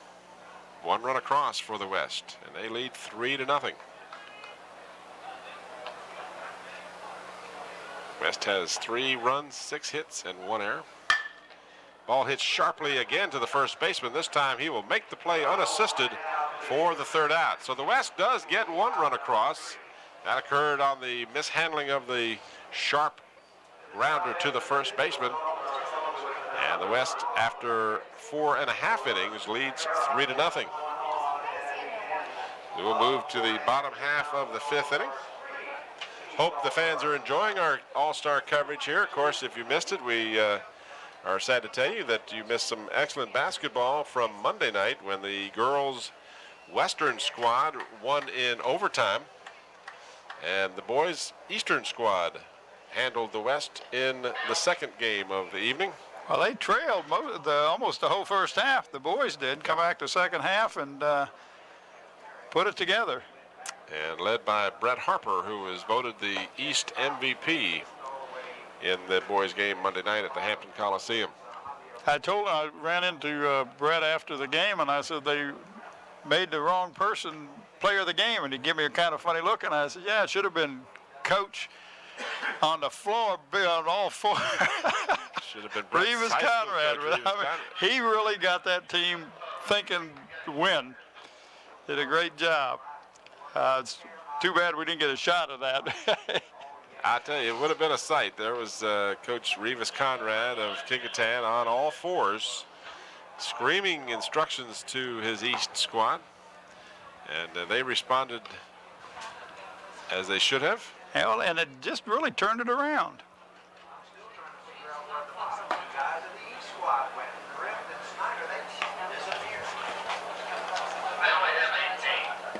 Line set on something else, not one.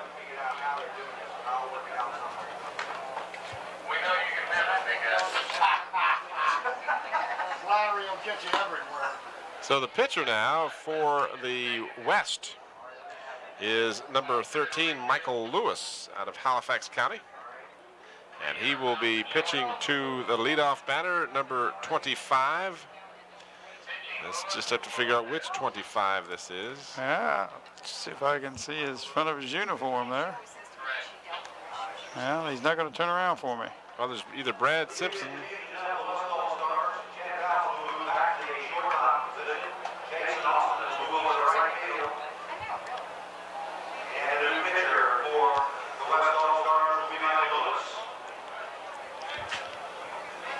Yeah, we'll figure it out as best we can.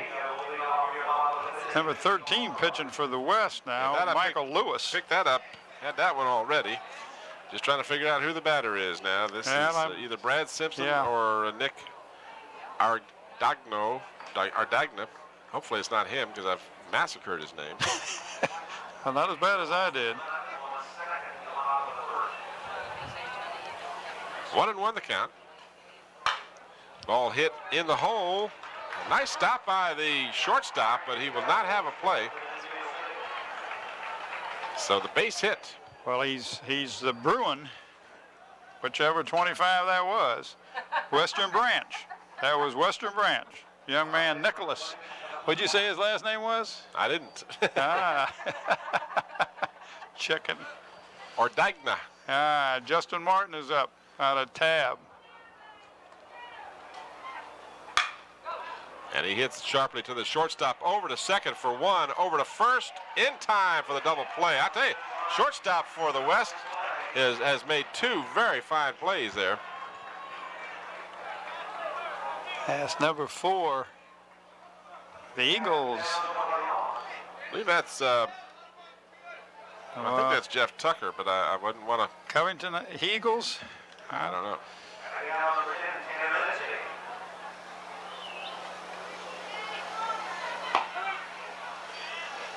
So this should be for the East, Micah Haas. No, take them at Tanner Lindsay. That's the other 10. Yeah, because Haas is the one who broke his hand, is not playing. That's correct. You're absolutely correct. It's Tanner. Tanner Lindsay, who plays from Dinwiddie. 1-1 the count with 2 outs. He hits this one to right center field. The center fielder moving over and makes the grab for the 3rd out. So the East got a base runner, but he was erased on the double play. And so they, in essence, go down in order as the West still leads now 3-0 after 5 full innings. Trying to find out what the who the victors were as we watch the double play. This is a fine-looking play. It looks like it was easier than it was, and they got him just by half a step. It wasn't a half a step. It was an eighth of a step. He That was got him close. at first. Do we know who won the softball contest? I have no idea, but I can find out.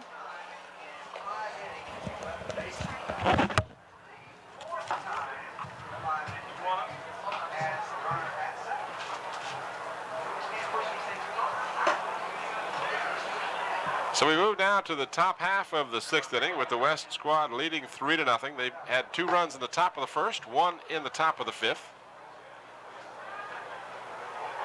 Leadoff batter for the West will be number 13, Michael Lewis, who took over as the pitcher during the last inning.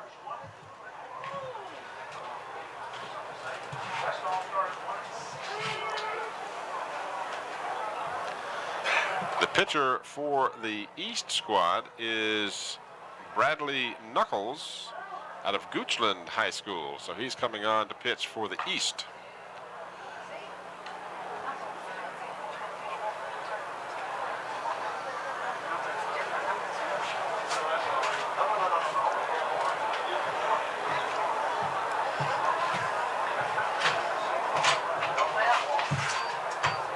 Three runs and 6 hits for the West. No runs, 4 hits, and 1 error for the East.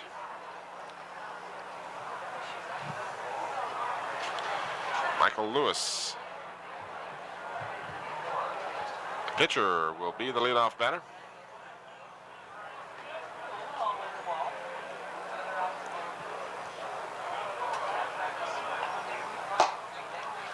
Knuckles' first pitch is a ball.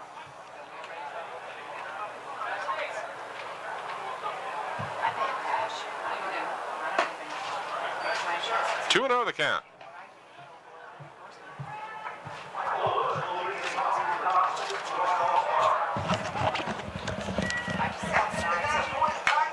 Foul back out of play. Well, I do have the results from that softball game played earlier today, and got some good information. Was Mr. Nelms over there Oh, calling? he's got it all, man. He's going crazy trying to figure this out. One hopper to the first baseman, and Lewis is out. The West won 16-8, Tim. The East squad got a young Christy, and I'm not sure how to pronounce that name. Don't look at me. Well, she was the young lady who got the MVP from Broad Run High School. She went 3 for 3, a single, a double, a home run, and a walk and 2 RBIs. And for the West squad, Elizabeth Urban from Robertson High School had a 2-run single, a 3-run home run, was 2 of 3. Had quite a game going on over there. 16-8 in favor of the West. We should have tried to find out from Bill who the batter is. We have a 38.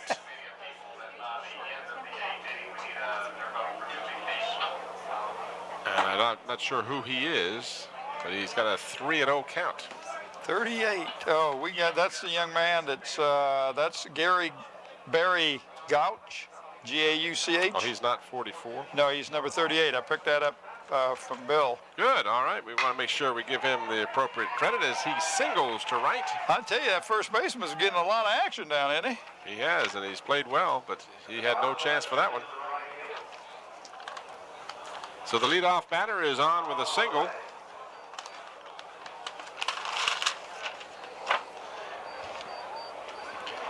One out. I'm sorry, you're absolutely correct. There is one out, and Eli Serrano is the batter, number 45. He is out of C.D. Hilton High School. Runner on first with 1 out. Serrano is the batter. He pops it up. This will be out of play. I just was getting ready to say we hadn't had one up here yet. No, we don't need the bug spray. We got Tim. That's right. They know better than to come up here. But we haven't had one come back at us tonight. Oh, now you've done it. Well, I was just getting ready to say that one went to the right of us, but I want to see how my reflexes are. Well, they're still trying. This one's fouled out of play. This one's going to reach the parking lot. Yeah. That was hit a black cougar out there. Well, that's okay because I'm in a white. You're in LeBaron Donna's car. Donna lets you come in her car tonight. Huh? Top down? Yep, she was with me. No balls and 2 strikes with 1 out here in the top of the 6th. Runner on first. West on top 3-0.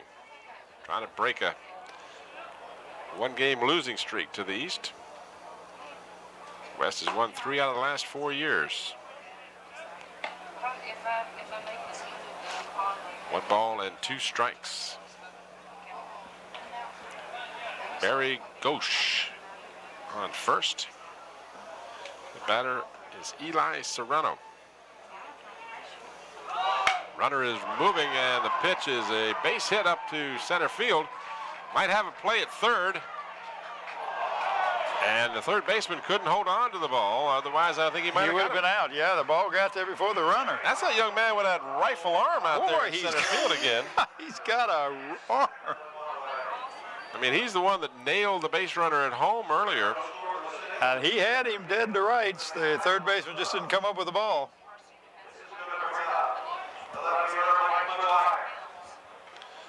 So this will bring up Mike McGuire from William Boyd High School. Get a chance to watch this. Again, the center fielder takes it on 1 hop.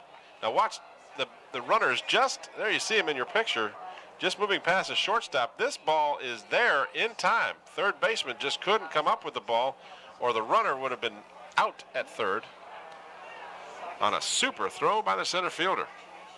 Ooh, and hit batsman will send the batter McGuire down to first base and load him up.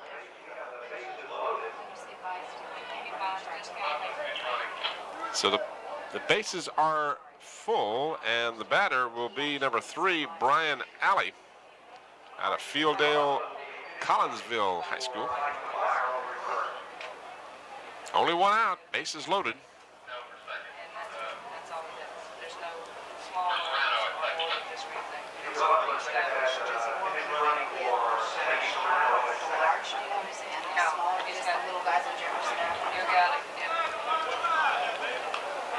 Brian Alley, 6'2", 175-pounder.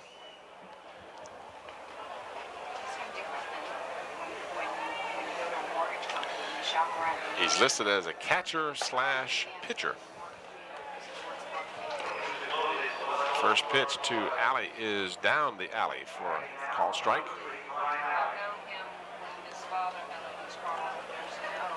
One away. East squad trying to stem the tide here. Pitch. So quickly ahead, 2-0, or 0-2, I should say. Bases loaded with West All-Stars.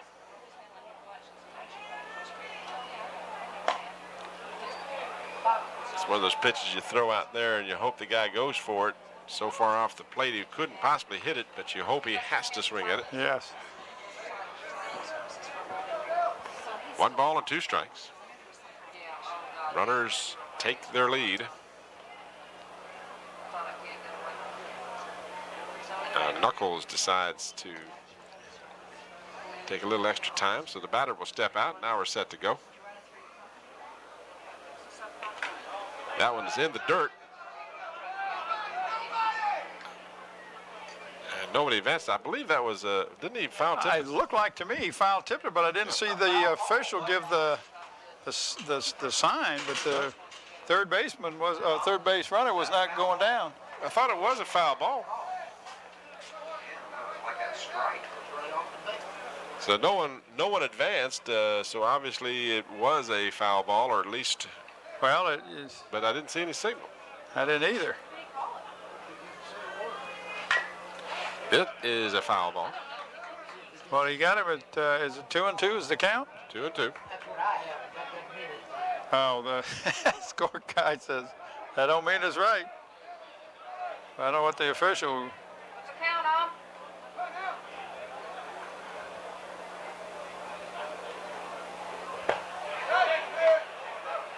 I believe that'll rack them up full. 3-2 now.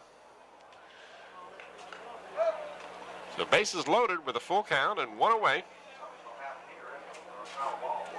Bradley Knuckles in kind of a tough situation here.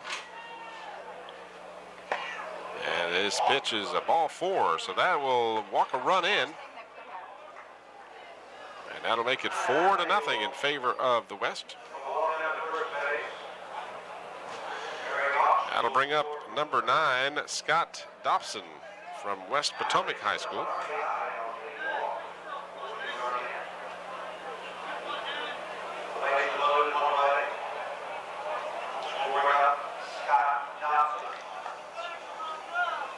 Base is still loaded. well, West Potomac made it to the finals in the state competition. Scott's going to North Carolina State University.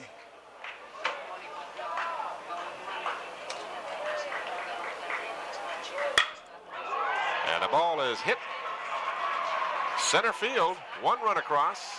Another run coming. And the play at third, not in time. Over to second, also not in time. So a single to right center. And he takes second on the throw.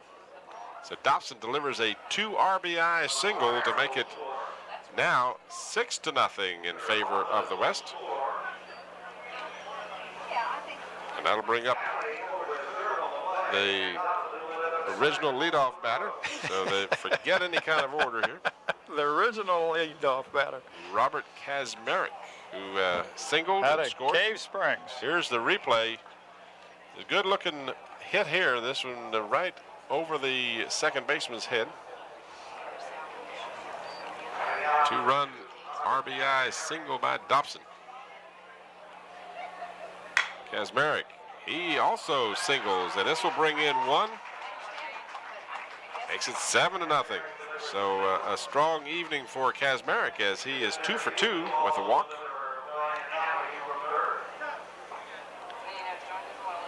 We're going to get a pitching change.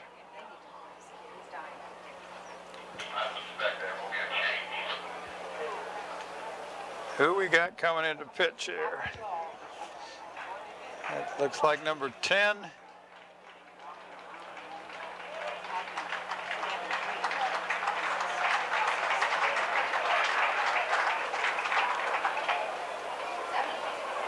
So that could He's be one of the Micah generals. Haas, Well, no, it can't be Haas. Douglas Freeman.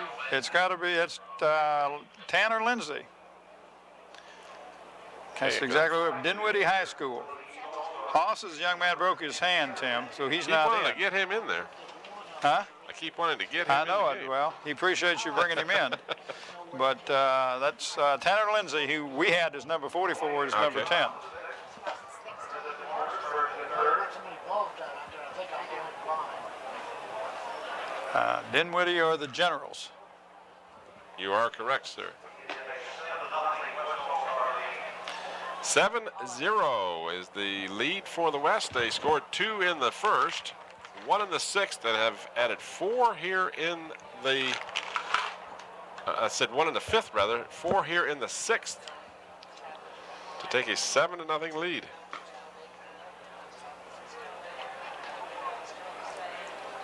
So Tanner Lindsay, who someone was kind enough to come up here before the game started and inform us of the number change. Can't do it, Bill. It does that automatically.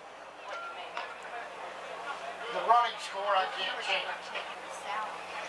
When I put the 1 up in the 5th inning, it didn't add it on to the 2 and make 3 of them. The per inning score is correct. Sounds he would say it's him. It's a separate. missing in that scoreboard Well, I'm telling you, I'd like to have a concessionary here. in the entire urban section of New York City. So Tanner Lindsay has completed his warm-up tosses. Older than the urban section of New York City. Now we know the girls softball scores. I wonder how the volleyball match. I think the West won that too, didn't they? Yeah, they did. As a matter of fact, the girls volleyball was won by the West. So The West is dominating. Yep. And they've dominated football in the last few years, too. They've won 3 out of 4, and they're ahead in this game. So the batter now for the West squad is Steve Dye, number 6, at Richlands High School. Runners at first and third with 1 out.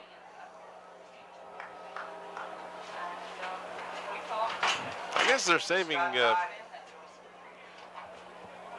Lee? Andy Lee, I guess, for later on here. I was hoping to get a chance to watch Mr. Lee pitch again. We still got at least 2 more innings. We might have 2 more long innings. The way the West is going here. There's the first attempted bunt of the evening. And what inning were you in? 6th. And I told you that's what the coach at the West told me. We're not going to bunt till the 6th inning. That's what he said. Well, I got to be honest with you. I don't quite understand the bunt in this situation in any event. You're up 7-0. And just 1 out. Just want to do something different to play here. Practicing everything they learned. Runner takes his lead at first and third. Runner was going. The ball is fouled back out of play. 0-2 the count with 1 out. Winter was running on the pitch. Whoever's talking to us.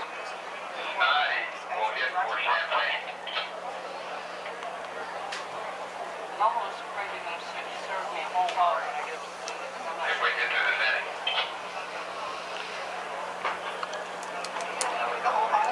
I'm a cow person.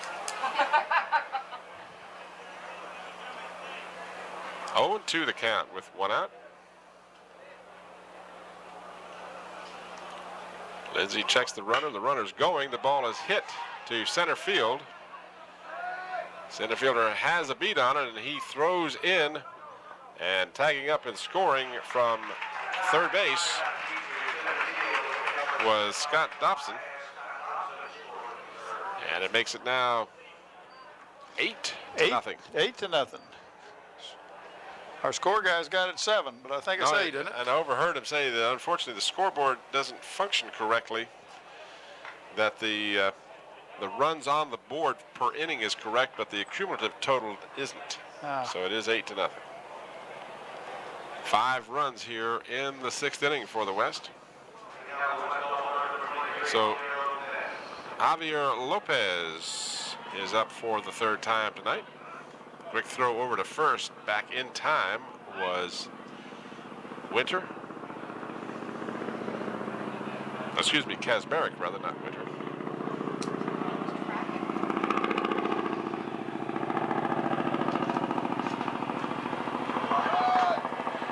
Kasbaric going on the pitch, and he will make it safely to second. In fact, the ball bounds into center field, but center fielder coming in on the play as he should.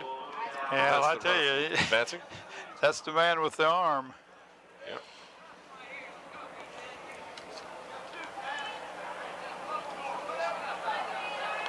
One ball and no strikes. Franklin The count. Yancey. Great arm out there in center field from Nottoway High School. Hit sharply to the second baseman. Over to first for the 3rd out. So the East is able to finally get this inning to end, but not before the West scores 5 times to make the score 8-0 after 5.5 innings. So the East, who have just had innumerable opportunities to score, they've left the bases loaded twice in the first 5 innings. We'll once again get an opportunity to see if they can put some runs on the board as they've seen themselves fall behind by the score of 8-0 as we move to the bottom half of the 6th inning.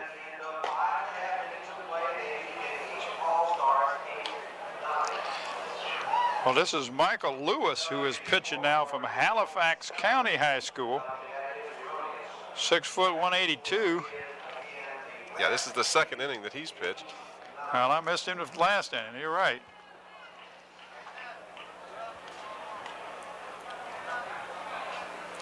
Leading off for the East squad. And I think that is, in fact, Andy Lee who will be leading off.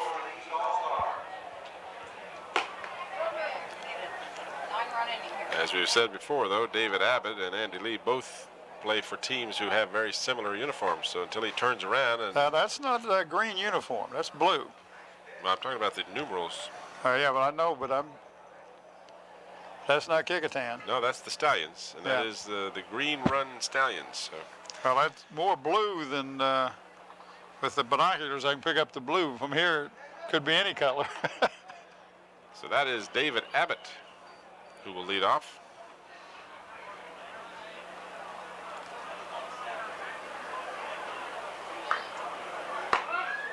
And Abbott takes the first pitch from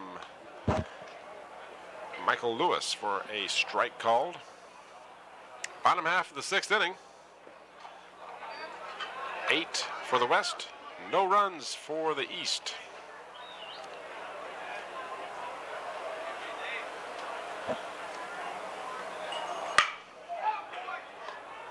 Nice play by the shortstop to come up with that ball over in time for the out. Oh, excellent play. This young man at shortstop, can we identify who that is? It's number 4 for the West. That's Jeff Tucker or Chad Fouts. I'm not sure which. Yeah, I'm not sure either. Let's see what school he's with. He's an Eagle. What does that mean? Gee. Yeah, It could be the Franklin County Eagle or the Covington Eagles. I wouldn't want to guess.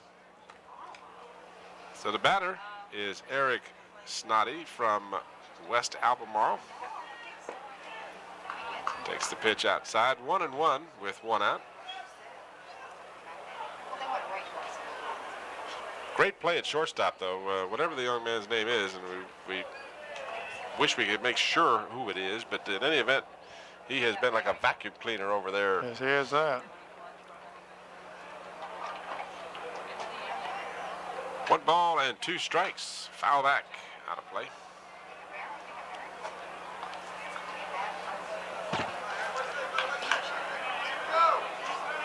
One out here in the bottom half of the 6th inning. And the umpire calls time. Let the ball boy, bat boy, get the ball.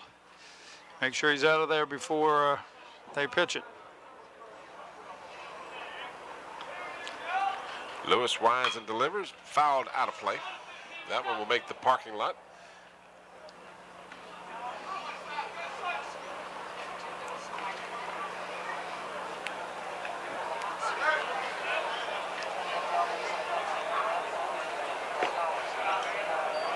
Two and 2 the count.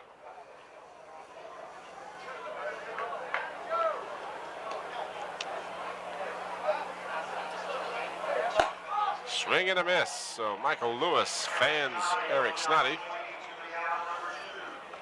And that will bring up for the East squad number 11. And I believe that's Adam Thrift, who's played extremely well at first base tonight from Rappahannock High School.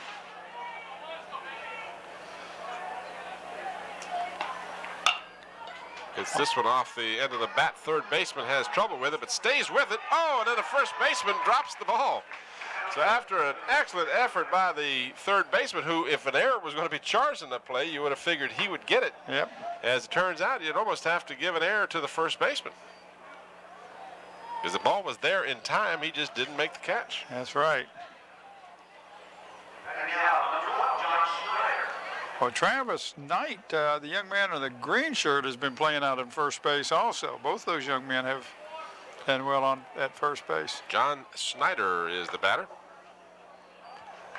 Now, the East at this point will take anything they can get. They have had base runners in every inning. with 2 outs. Runner on first, trailing 8-0. Just pulled a switch over at San Quentin. The scoreboard Yeah, but dimmed. I want to know if that was me. I'm glad you picked it up too. I Yep. thought I'm picking it. Something's happened. Either that or the world's biggest bug zapper is attached to the electrical system here.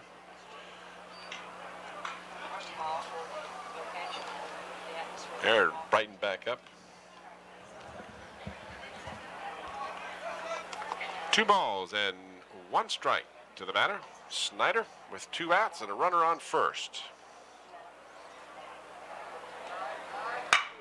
Hit sharply to the second baseman, jumped up on him, but he stuck with it and makes the play at second base for the 3rd out of the inning. So we've played 6 complete innings here from War Memorial Stadium. Our score after 6, the West All-Stars 8, the East All-Stars no score. We'll return to War Memorial Stadium after this brief timeout. There you see a couple of the men in blue tonight. Doing a good job of umpiring for us. That's the plate umpire Ken Galt to the right. And let's see, who did you have as our first base umpire? That's who Okay, that I is. got it somewhere. I saw you had it on your yellow pad there earlier, I Yeah. think. First base, Ed Freeman. Ed Freeman. So let's see if we can pick up the pitchers. Yeah, looks like Andy Lee on it. Yep, that's Pitching? exactly who it is. So Andy Lee with the red cap clashing brilliantly with his Kecoughtan Warriors green outfit. So Andy Lee will come on. The left-hander will pitch, and he will be pitching to Andy Cook, who will lead off for the West. Andy Cook was the pitcher who started for the West.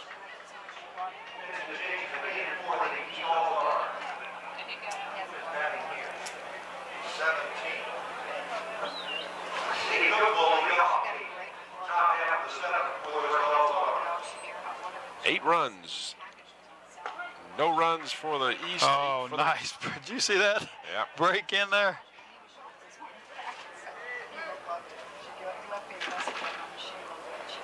Swing and a miss. So Andy Lee quickly ahead of the batter.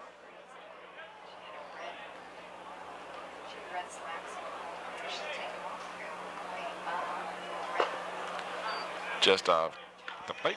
He didn't want to give him anything good on that pitch. So hoping he'd go for it. 1-2 the count. Lee working extremely rapidly. Ball takes a high hop to the first baseman. He'll take it himself for the first out. And that's the young man from Stallion Country. That's a green run on first. Number 16. Chris Elmore. Yes. That'll bring up for the West squad, number 54, Jim Thomas. Out of Fairfax High School is the young man who 6'4", 235. played football for them as well. Yeah, he'd miss many meals either, but Pitch from Lee is off the plate for a ball. 1 out here in the top half of the 7th inning. And again, if you're used to watching high school ball, they generally play 7 innings, but for this all-star contest, I believe we're scheduled to go 9.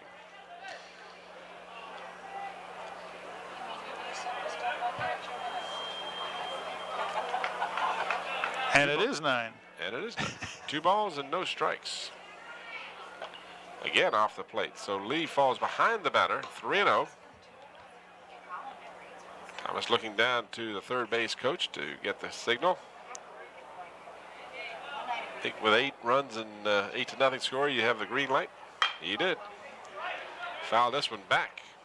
Out of play. You picked that up quick.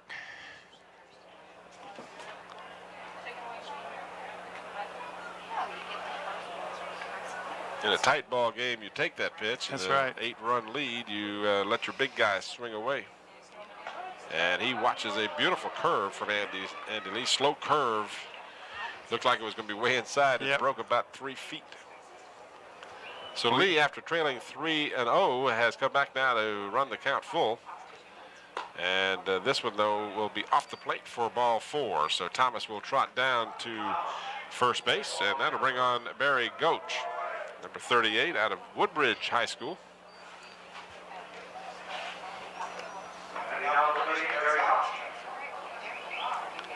Runner on first with one away.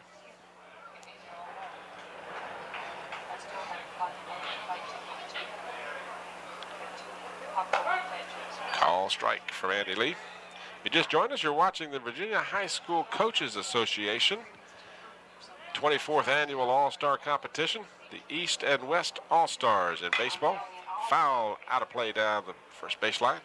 I'm Tim Cole along with Bob Hintz. We are happy to have you aboard watching our coverage of the baseball, and we do have 3 games all totaled, actually 4 all totaled when we have the girls basketball, the boys basketball, which of course was played Monday night, this game Wednesday night, the 12th, and our final coverage, the football contest, to be airing Friday night.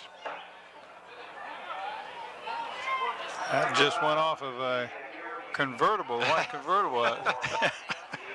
You're just determined, aren't you?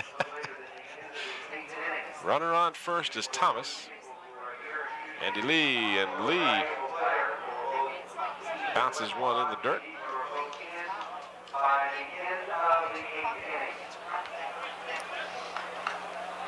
A ball and 2 strikes, the count to the batter.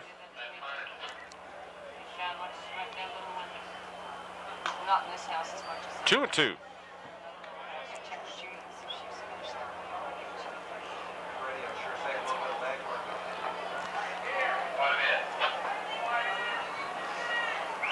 It's, you know, it's tough on these pitchers to get in a groove, Tim. You know you're only going to pitch maybe a couple innings, and it's really tough to get into a groove and be ready to go. Well, most of the time, these guys are all starters, so they're not used to coming in as a reliever. Sometimes with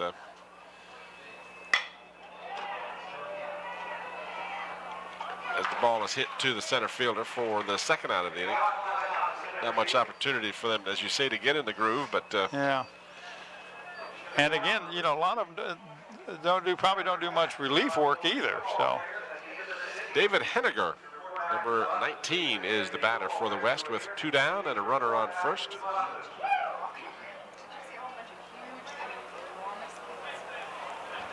8-0 in favor of the West. Top half of the 7th inning. Lee checks the runner and throws a strike.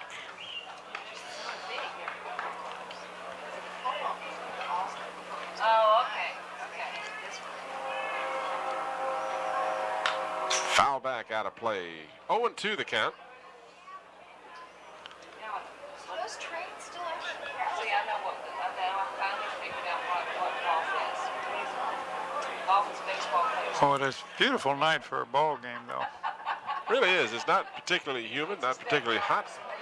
And Andy Lee rings up a strikeout as he gets the batter Henniger to swing at a pitch off the plate. That's what the advantage of getting ahead in the count is. That's right.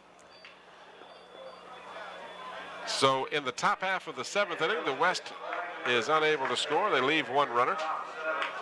Hobson reached on the base on balls, and after 6.5 innings, our score remains the West 8 and the East no score. And see if we can't pick up the pitching change here. Looks like Jason Berry, number 8, is going to come on to pitch. Exactly, from Magna Vista High School. 6'1", 180. Well, here's Barry's going to, that didn't say. Jason Hughes will be the leadoff batter for the East squad. They have 10, 11 pitchers on the West squad. Well, you know, the point that you made earlier is a lot of these players are two-way players. A lot of your pitchers are also infielders or outfielders, as the case may be.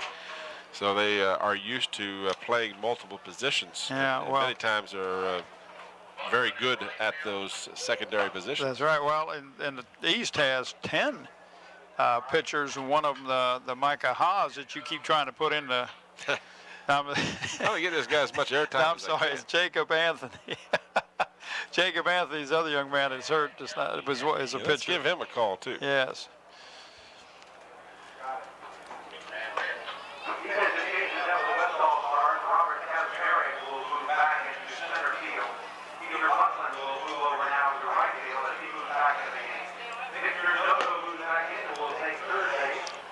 Bill Nelm is trying to make all the fans here aware of all these changes. I just don't even have the ability to guess at all the changes that are taking place. Well, he's got a guy down in the dugout with a walkie-talkie, so he's got some does help a little bit of help you and I don't have.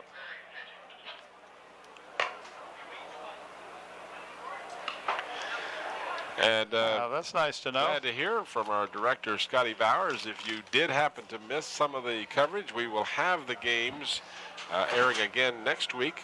Next Tuesday night, we'll have the girls basketball at 8 o'clock. The boys basketball game will be Wednesday at 8. This game will be seen next Thursday at 8. And the football contest will be seen at Friday at 8. Did I get that right? You got it, man. Hats off to you. Jason Hughes will lead off in the bottom half of the 7th inning for the East squad.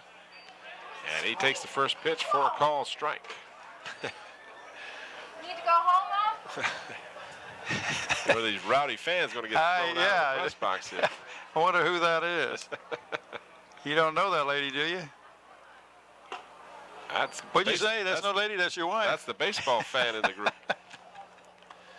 She's the baseball fan. See, Bob, don't get on the wrong side. I didn't say anything bad about it. You're the one who did, calling her rowdy and 2 balls and 1 strike. walking home. I'll get you in trouble. You're working on it. Hughes takes ball 3. 3-1. On deck for the East, Matthew May, number 18 out of Broadway High School. And it looks like Hank Morgan, number 5 for Hampton, is in the hole. And the base on balls to Hughes, so he will trot down to first base. And once again, the East has a base runner. And we're going to get a pinch runner. I bet. Yeah, number 14 from looks like a first cloning uniform.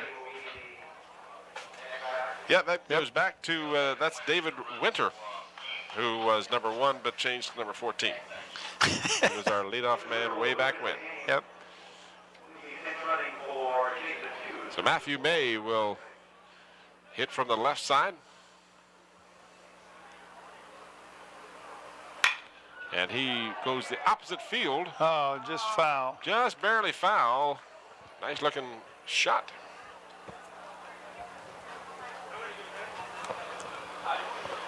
Nobody out here in the bottom half of the 7th inning. David Winter is the runner at first for the East. The batter is Matthew May.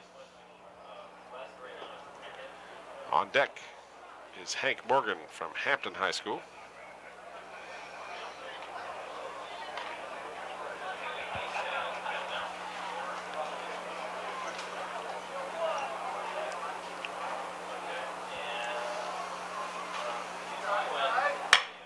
Again, going the opposite direction, fouled out of play. Very good contact with it, just swinging a little late. Jason Berry, Magna Vista High School, the pitcher.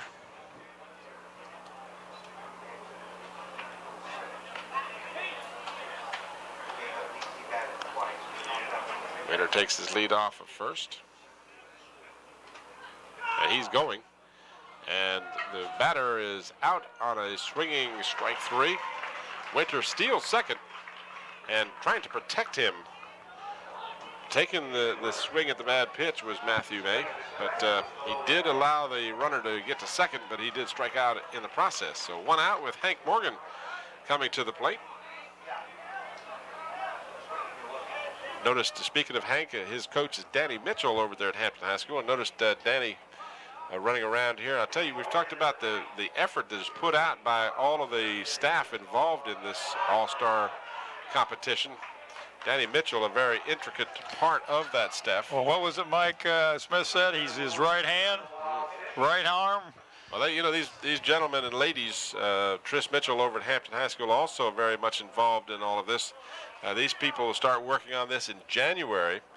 And if you can imagine trying to coordinate all these games and all these athletes and coaches and families and parents and, you know, just And in the combinations. program, and I mean, there's a lot of stuff that's involved. Accommodations, the recreational activities that they line up for these people, and the buses, and the, you know, just it's a logistic nightmare to try and make all of this come together. And Mike Smith and his staff just do a tremendous job making this all work. Just it got him on the hip as Hank Morgan takes one for the club. So the East squad has runners at first and third with one out. And that'll bring up number 6, Travis Knight, out of William Monroe High School. You know, Mike has done this.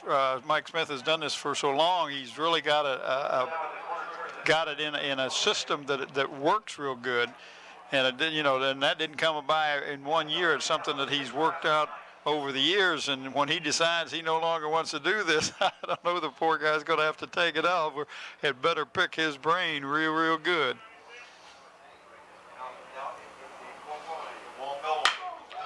Ball hits sharply shot. down the right field line. If And it it's- stays fair, it is a fair ball. That'll score 1 run, maybe 2.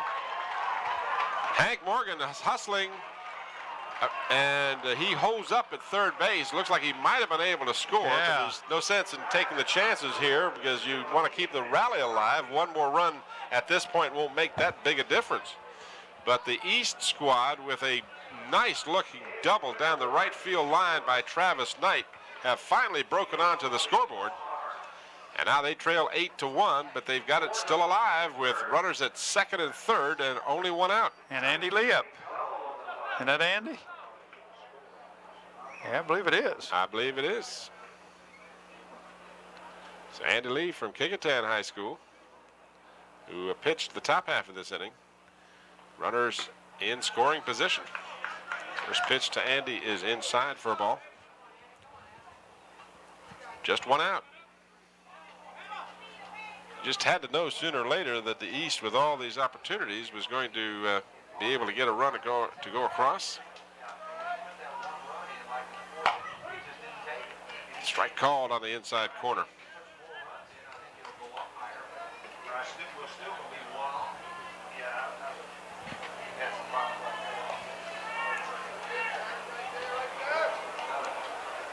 One and 1 the count.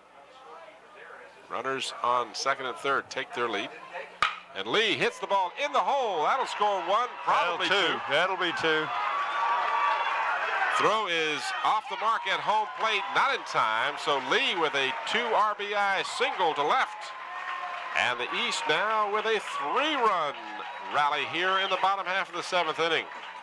And just 1 out. Still only 1 away. And that'll bring up for the East squad number 16. That's Chris Elmore out of Green Run High School.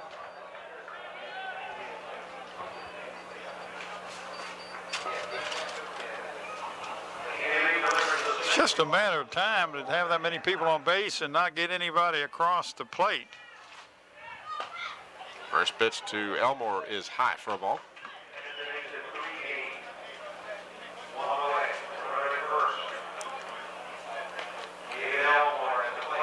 Andy Lee with a very timely base hit with runners at second and third. The 2 runs score on that crisp single. Well, that was back-to-back singles. Sure was. This one's fouled back out of play.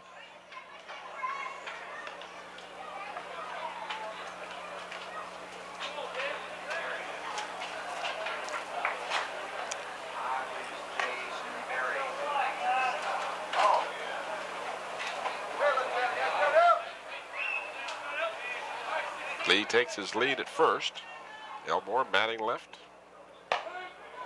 And just on the outside part of the plate. Donna didn't agree with that call either. You might have said it was on the plate. I had to say it was on the plate. Yeah, that was. Umpire has definitely expanded the width of the plate tonight. He has called the outside pitch more often than not. This one's high for a ball. 2-2. The East with 3 runs across here in the bottom half of the 7th inning. trailing 8-3.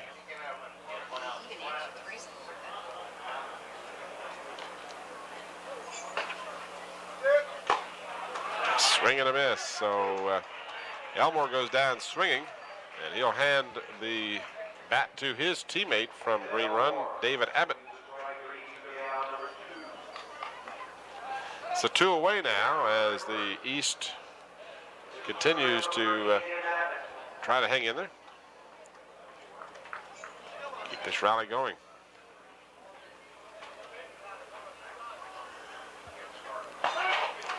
Strike called.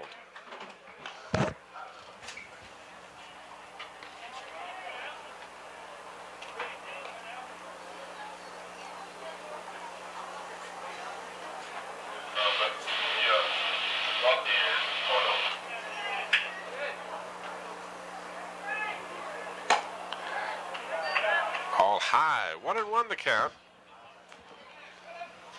Andy Lee, the runner at first. Number 13 on first, number 13 at bat. Wearing their school jersey and keeping their respective numbers.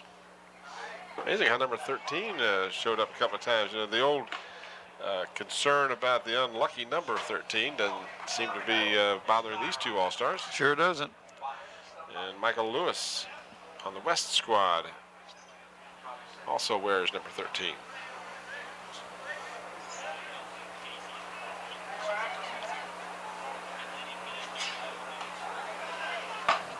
Ball high. 2-2.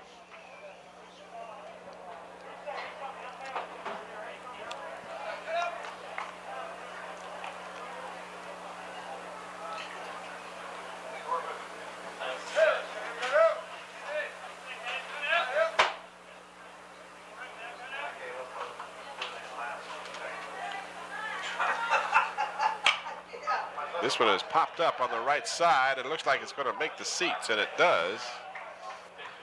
So the East keeps it alive with 2 outs. 2-2 the count.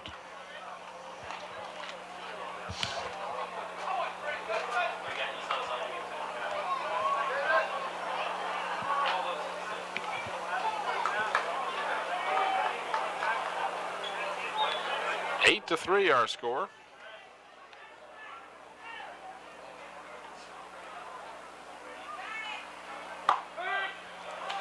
Strike 3 call. Wow. So Jason Berry struggled at the beginning of the inning, but gets the last 2 batters on strikes. And so the rally ends, but the East squad does score 3 times. And Andy Lee had 2 RBIs in that 3-run rally. So after 7 full innings now, the score is the West All-Stars 8 and the East All-Stars 3. Again, we remind you that we will replay all of the coverage of Channel 5's coverage this week of the All-Star competition, which includes both the girls and boys basketball, this game, of course, and the football contest that is being held on Thursday night.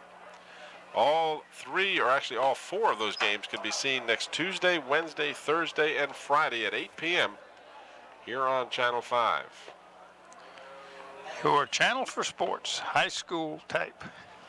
Yeah, we got to think about football season here before very long. Oh, man, it's right around the corner. Always seems like the All-Star competition seems like shortly after that it's time to put on the pads and go out there. It won't be very long. This is today's the 12th. I believe it's the 12th of August, or right in that time frame when the schools are allowed to start practicing for football. So about 4 weeks from now, the high school players will. They may start sooner than the 12th, Tim, because if you have a game that started on the, they play, you know, you're going to practice at least a week without pads. So I would look for them to start around the 1st of August. Not sure of the timing, but in any event, it's not far away. Depends on when that first game is. Can't be too soon for me. I like my football. I do too. I love it, especially high school football. There's nothing more exciting and more pure to me than high school football. And of course, we got a chance to see some real good athletes. A young man over at Hampton High School really thrilled a lot of people last year, just a freshman. Of course, that's Ron Curry. And he's not done bad in basketball. He was invited to the Nike camp as a rising sophomore, which usually is reserved for your juniors and seniors. That's quite an accomplishment. Young man's a good athlete. Andy Lee makes short order of the leadoff batter. That was, I believe that was Brandon Inge, but I couldn't swear to it. That was one of the sevens. This is another one of the sevens. Which one this one is? But anyway, just another point about Ron Curry. He got contacts, and they say now he can see. I said, what? You mean he did all of that and not being able to see? Gracious. Missed that. He struck out. We're looking forward to him. And, of course, Bethel High School always feels a great team. Bill D. over at Phoebus and Kurt Newsom at Kickingham. And I don't want to forget Dennis Kozlowski, of course, and Mike at Bethel and Mike Smith over at Hampton do a great job year in, year out. In fact, that looks like Bill D. Looks like him, but it's not him. You're referring to his coif? Yeah, well, he's got a hairstyle similar to yours. That's what I meant. Goes to the same barber. Bill and I have the same barber. Yeah. 2-2 the count to the batter. One out here in the top half of the 8th inning. Andy Lee on the mound for the East. And he fans the second consecutive batter. So if Andy feels like he's seeing double, he has pitched 2 consecutive number 7s. And now we got 18. 18, so different number. Peter new Buckland. face. Peter Buckland. Floyd County High School. Coach Skip Bishop. You know, you would think now baseball season has really just ended, so these guys are probably in the best shape of any of the All-Stars that are competing in this week. And that ball hit by Buckland deep in the gap. That'll be for extra bases. He'll have a double and maybe a triple. He'll hold up at second, but that ball was pasted off of Andy Lee. Well, that center fielder did a great job getting to that ball because it was hit right in the gap. But what I started to say was, with baseball season having really just ended, at least the most recent high school sport, I have to tell you, I'm surprised by the hitting prowess of these All-Stars, because you would think that some of these pitchers who have come in here with less than 1 for ERAs would be dominant, but they're not. Well, the batters have... your catcher's different. That makes a big difference. Sure, but you know, you'd think that someone who has all of this dominance in their pitching staff, and Derek Champagne from Denby for one, Andy Lee for another, these guys have got ERAs that are spectacular. It looks like Hank Morgan made that out. Yep, and Andy Lee did in fact pitch 2 very fine innings for the East. Did not allow a run in either of the 7th or the 8th. And we move to the bottom half of the 8th inning now. And the East squad saved Lee for the right time, I guess you might say, because they needed to make sure that they shut down the West. Well, they needed a closer, right? But now they need to get some more runs. Yep. They pick up 3 more this inning, and they're right back in it. Is this the stretch? This is the 7th inning stretch here. I'm just half an inning late. I could use it. Oh. We want to make sure that we thank all the fine folks here at War Memorial Stadium for all of their assistance. Our crew has been out here early in the day, in the heat of the day, I want to be sure and add. The guys and gals, ladies, do a super job, not only during All-Star Week, but all year long. But certainly we want to recognize their efforts. You and I do the easy work, come up here and do the announcing, but they do all the hard work putting this equipment up, and they were doing so while it was still rather warm. So certainly want to commend Jerome Young and Jerome's waving to us. He knows you're talking about it. Scotty Bowers and Bev Penn here. Bianca Petaway is here tonight. Help me out with some of the other names. We got Nat Braxton and Ben Dartry. So these folks. And don't forget, did you mention Scotty? Scotty. Yeah. Of course I mentioned Scotty. Okay, I just want to make sure. Scotty's said he was looking at your contract, so I don't know. Hey, listen, I know where my bread is buttered. Yeah. Yeah, we hope to have Ron ESPN Baton back with us tomorrow night. Ron, other commitments tonight. He does a great job on the sideline in the football games. It's yeah. that is a position as a cameraman. You've got the camera on your shoulder. It's not on a tripod, and you're running up and down the sideline. And that's one that if you've done it a few times, you'll learn some things. And he gets great shots.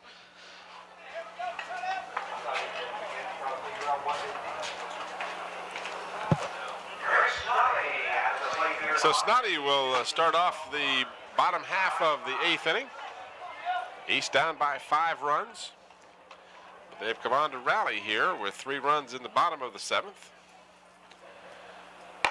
And hopeful to continue those efforts. First pitch is ball inside. The pitcher is still Jason Berry. He rocked a little bit in the last inning for 3 runs. He returns for his 2nd inning of duty here. And he's quickly behind on the count, 2 balls and no strikes. And that ball almost hit the batter. It did not, but it was real close.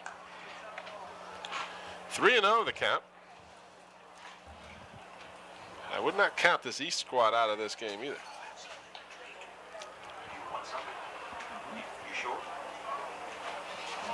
Well, yeah, but you haven't got it. I don't want to tell you what Bill was talking about, how good those drinks were. I won't bring that up. Strike called. 3-1. This is a family channel. That's right. Strike 2 called. So quickly, Jason Berry, after falling behind 3-0, comes back to run the count full. So Warrior pitching against a Warrior. They both got Warriors on the front of the uniforms. That got the At the end of the bat, I hope. yeah. At the end of the bat. This has been a strange game. Now the umpire has been remiss in giving us some kind of signal, like a Yeah, foul tip. But we've had to draw our own conclusions here a couple of times. Foul back out of play. That one will make the parking lot. Said that I'll probably foul one off and hit my car. That's right. Oh, he's after Bill's car now. Bill, are you going home before you go tomorrow night? Yeah. Yeah. Yeah. And that one is a little low. Well, that looked like it was right across the plate, but it was, like you said, low. Yeah, we're going to have the maybe a pitching change here. Yep. So as Adam Thrift makes his way to the plate to take his swings, we will have a pitching change for the East squad, excuse me, the West squad rather. Number 3, that's Brian Alley out of Fieldale Collinsville High School.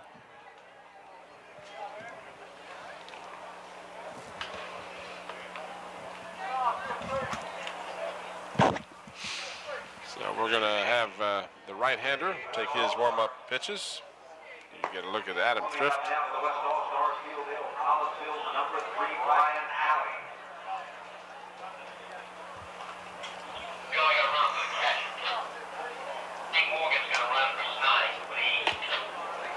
Going to have a substitute runner, pinch runner. Also, Hank Morgan is going to come in and run for the catcher for the East squad. Snoddy will make it to the bench, and Hank Morgan, who appears to be a little more fleet of foot, to give the East a little more speed on the base path. Catchers are notorious for not being particularly fast. They're usually pretty stocky and carry a little more weight. Sure makes my job nice and easy. Unofficially tonight, 8 runs on 8 hits for the West, 1 error. 3 runs on 5 hits, if I'm to believe the scoreboard, and 1 error for the East. Someone mentioned earlier, I think it was Bill, said there were more lights out on that scoreboard than most cities. Yeah, it's not easy to read. But we're working through it. It's a shame, too, because War Memorial Stadium, the scene of many great moments. As we mentioned a little earlier tonight, a lot of players in the major leagues came through here. Hal McRae was a player here. Gene Tennis, who went on to fame with Oakland.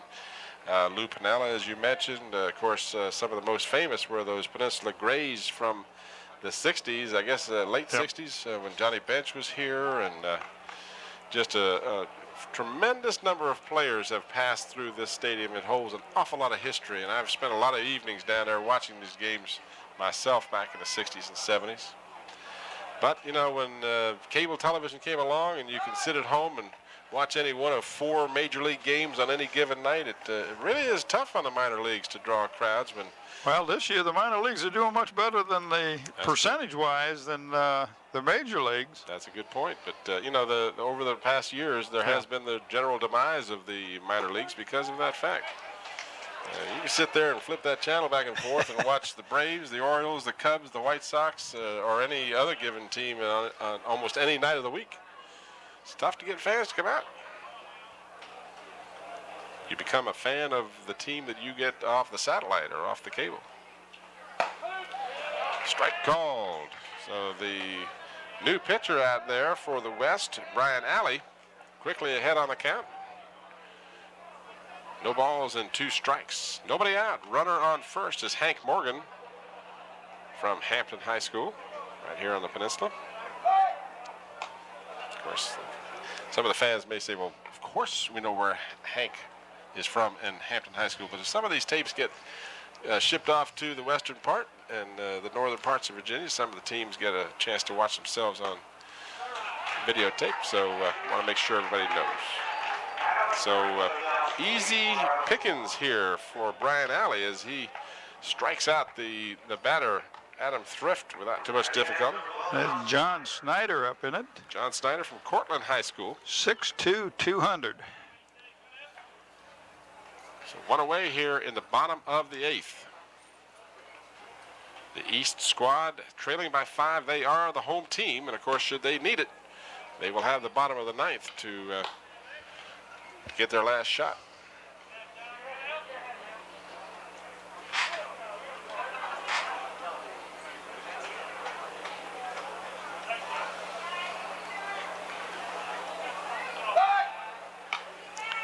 Quick throw over, and Morgan is back in time.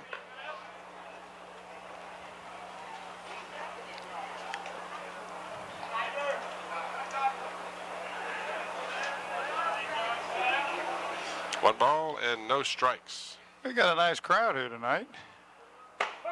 Strike 2. Brian Alley has found the range. He is looking pretty strong. Yeah, a big chunk of this crowd left a little while ago. The football team came in on 2 buses, and they've already gone back to the hotel. I assume that's where they headed. A lot of activities planned for these athletes throughout the week, and as I said, just a monumental task to make all of this come together. Well, I don't think they're at the hotel. I think they're over at Hampton University. Hampton U. Morgan is running. The ball is fouled back out of play. So he'll have to return to first. 1 ball and 2 strikes with 1 out. So down by 5 runs. The East squad sends the runner. Trying to stay out of a double play or a hit and run situation to try to make something happen.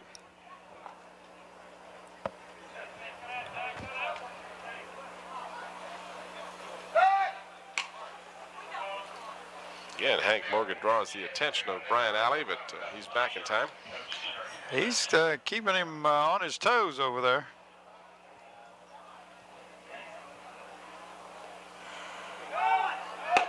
Swing and a miss for strike 3. And Morgan easily steals second as the throw was high. So 2 outs now. And this will bring up number 14, Franklin Yancey. He's Nottoway High School. Wait a minute. Check it again. No. No, we keep doing that. That's Yeah. David Winter. Yeah. David Winter out of First Colonial. Had a number change that we just haven't gotten comfortable with. There is another 14 on the squad, but you can see the Patriots right across the front of his uniform there, the First Colonial Patriots.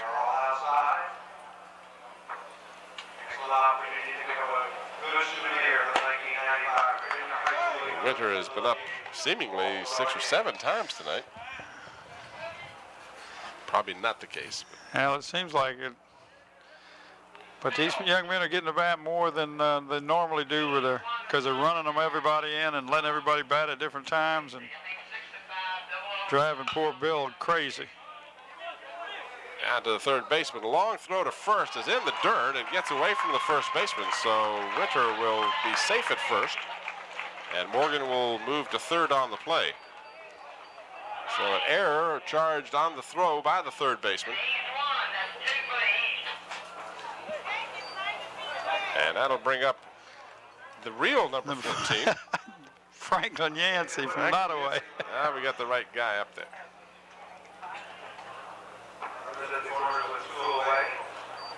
So the East is still alive with the opportunity to score some more runs here. They have had, as I've mentioned several times, an abundance of runners left on base tonight. If they'd gotten half of those guys across, we'd be looking at a tie game. It's called strike.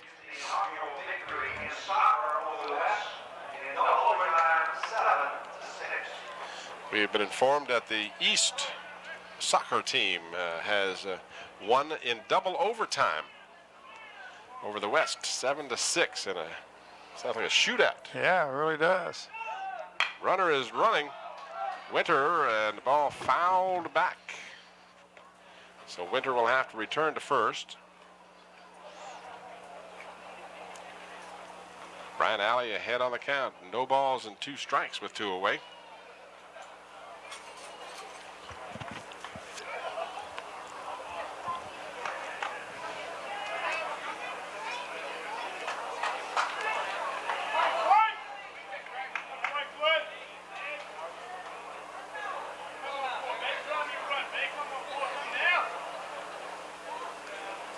Alley checks the runners and had a pitch out, expecting perhaps that Winter might be going.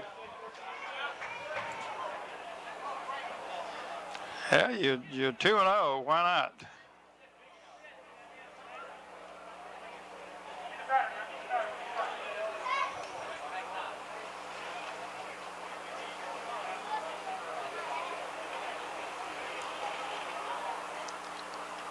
The runner is going this time, and a strike 3 as the batter goes down swinging. And I believe that he struck out the side, I believe. Yeah.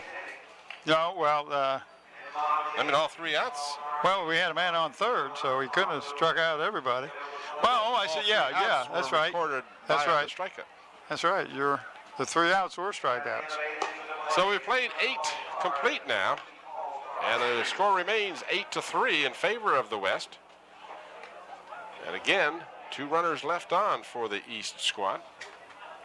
I don't have the left on base total. Let me see if I can get it from Bill Nilms. Andy Lee still pitching third inning that he's pitched. Unless the East can shut him down and pick up 5 runs in the bottom of the 9th, this will be his last time on the mound.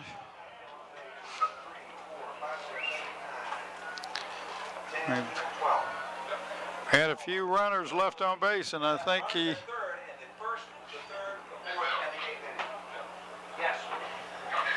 Bill's got the numbers. No, Andy's still pitching.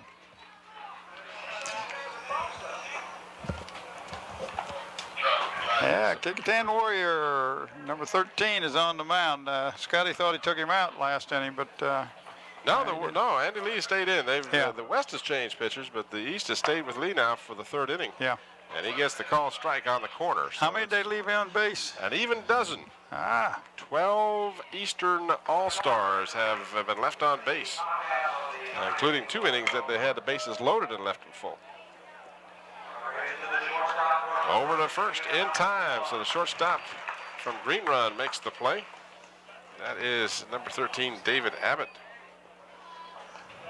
So 1 away here in the top of the 9th, and the batter for the West will be number 23, Javier Lopez, who has played the entire game at either an outfield position or the pitcher, and has batted quite often. Don't have his exact statistics. Andy Lee is in the groove. He's got the strike.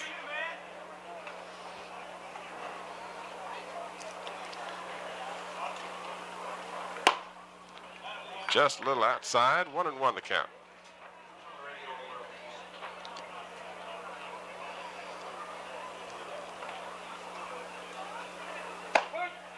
Strike 2 called.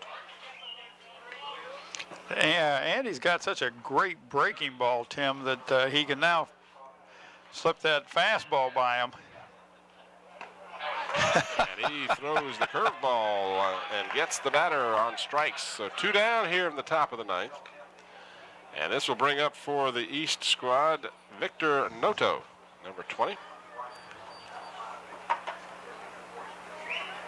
He was Potomac High School. Mike Covington's his coach up there.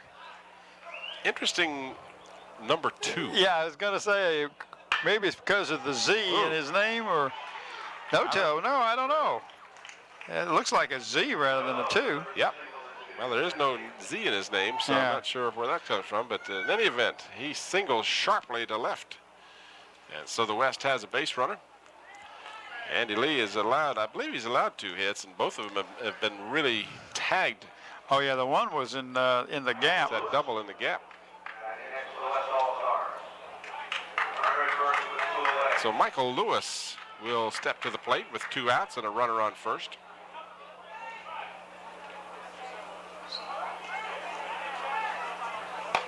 Lee delivers a call strike.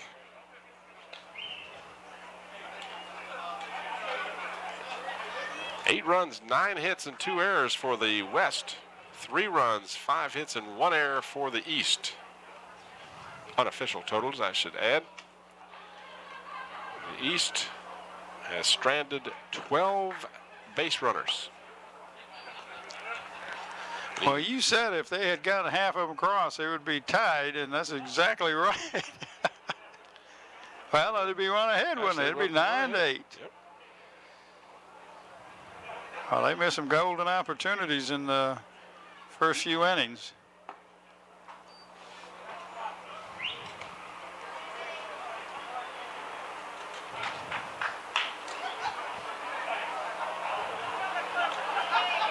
Two and 1 the count. Foul back. 2-2.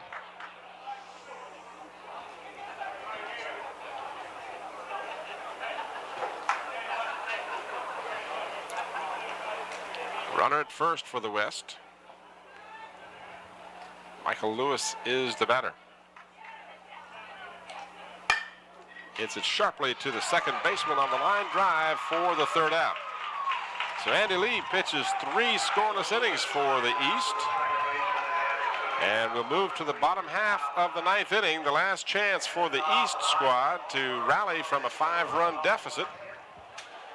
And as soon as we know who the batters are going to be, we'll pass them on to. Homie, you don't have them, huh? Could be just about anybody. In fact, they will be just about anybody. Just about. I think with the liberal substitutions that have gone on tonight, they could be bringing up the last 3 guys that hit the last inning.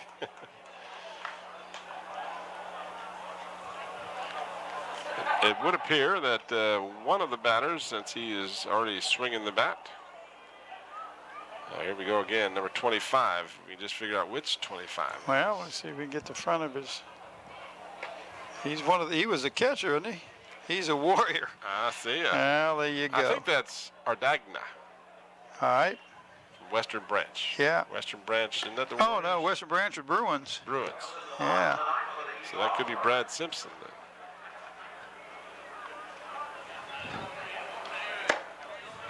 Musical names.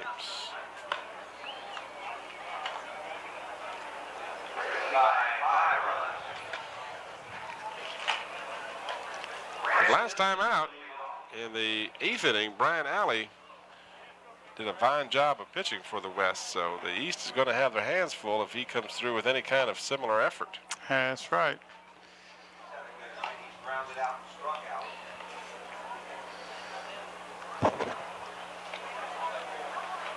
Well, if I heard Bill Nelms right, this young man's due. He grounded out and struck out. He's due for a hit.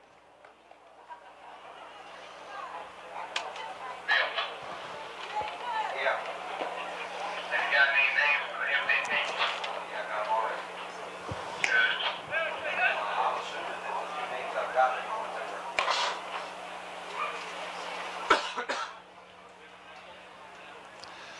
So the bottom of the 9th is upon us, and the last chance for the East squad to rally from a 5-run deficit. They're going to make us right here, Bob, because they're sending up consecutive number 25s, so we can't go too far wrong here. Well, the 25 with the dark jersey, I believe that's the Western Branch's colors, Tim. Right, so let's see. And it's a Bruin, so. So we'll call this gentleman Brad Simpson from process of elimination, I believe is what they call it. Fouls the first pitch back. Build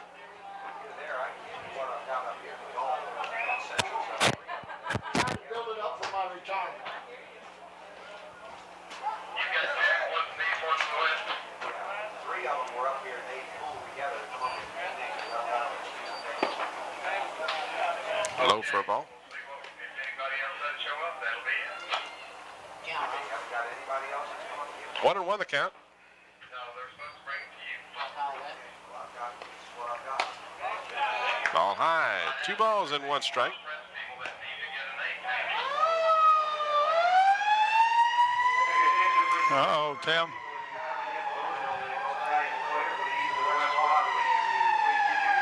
We buy beyond curfew, or? No, that was an ambulance that just left here, so hopefully it wasn't anything too serious. Yeah. 2-2 the count to the batter.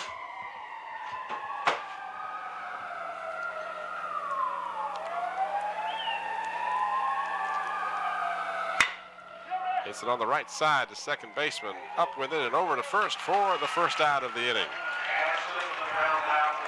So Brad Simpson was the batter, and he grounds out for the first out.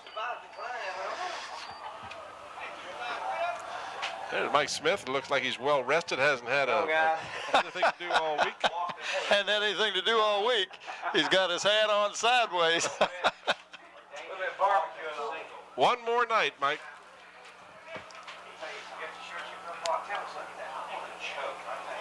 One away here in the bottom of the 9th.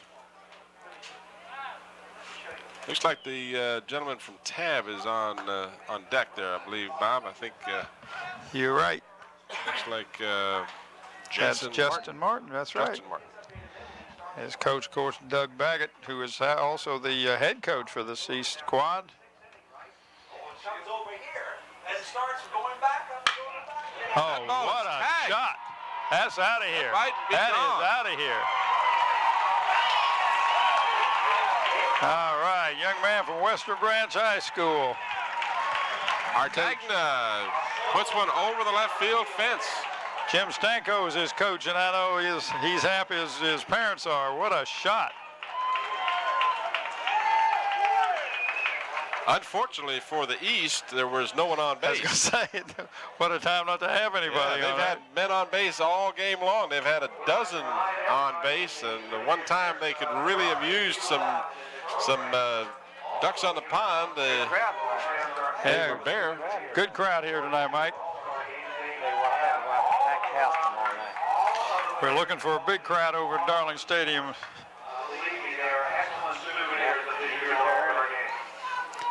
Tim said you got one more night, buddy. Oh yeah, I'm having fun with that one.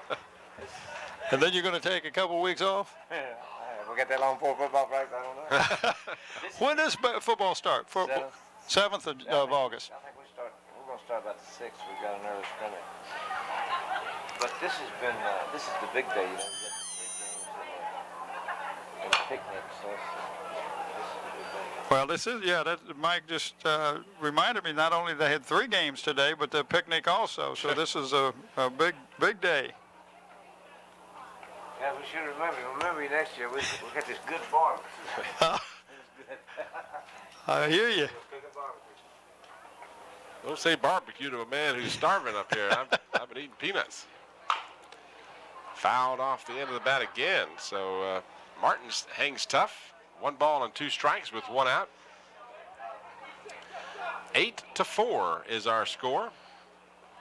1 run across here in the bottom of the 9th for the East squad. Trying to rally from a 5-run deficit.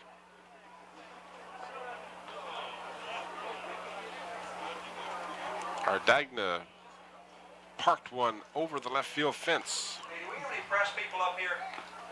Ball is in the dirt to Martin. Are they all gone? 2-2. Apparently. I don't know how they picked Andy Lee. That's what they picked. That's what they picked. No, he's not done it now. Yeah, there he is. He's right there. Uh-huh, he's right there.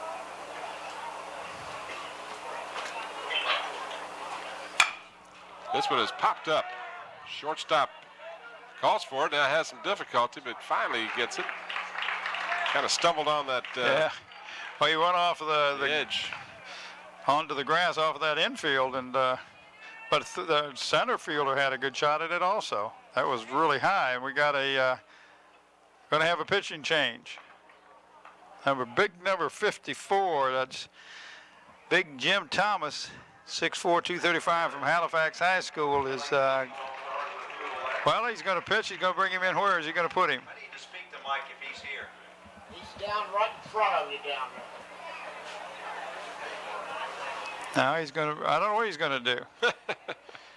He called timeout, bring him out there, and nobody's coming out. They're going to play with 10. No, I think he's going to first base. In any event, there are 2 away.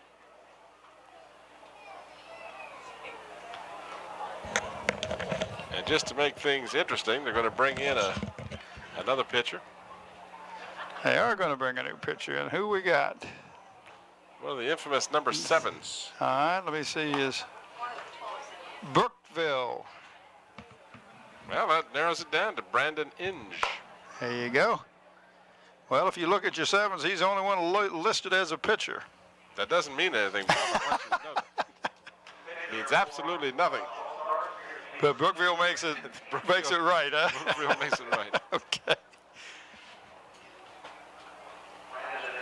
We do want to remind you that our coverage of the All-Star Week is going to be repeated next week. Monday night, there won't be any coverage, but Tuesday night you'll have the girls contest from the Hampton Coliseum. Wednesday night, the boys basketball. Thursday night, you'll have the baseball game. And Friday night, a replay of the football game. So Tuesday, Wednesday, Thursday, and Friday of next week, Channel 5, 8 o'clock will be the broadcast time. Basketball Tuesday and Wednesday, baseball, and then football. Well, I see Lanny Franklin in the stands. He's the young man that's the program director, so he's the one that gets this thing put together and does a great job with it. No small task, I'll tell you that. Again, they do a great job. This whole crew, you just cannot say enough. If you've ever worked on one of these type of projects and you know and multiply the number of players and coaches and moms and dads and everybody else involved, it's just a phenomenal effort. Trish Mitchell, of course, is very much involved in that out of Hampton High School. As is Albus Mann and Shannon Smith, Mike's older son, has been helping him. So he gets a lot of help. And very little sleep, I imagine. But he's going to take a couple of weeks. He's going to start maybe the 6th of August. He says he's got an early scrimmage, so 6th or 7th of August they'll be put on the pads, and I hope it gets gets rid of this 90-degree heat. All right, we're going to return to War Memorial Stadium for the conclusion of this game after a brief timeout.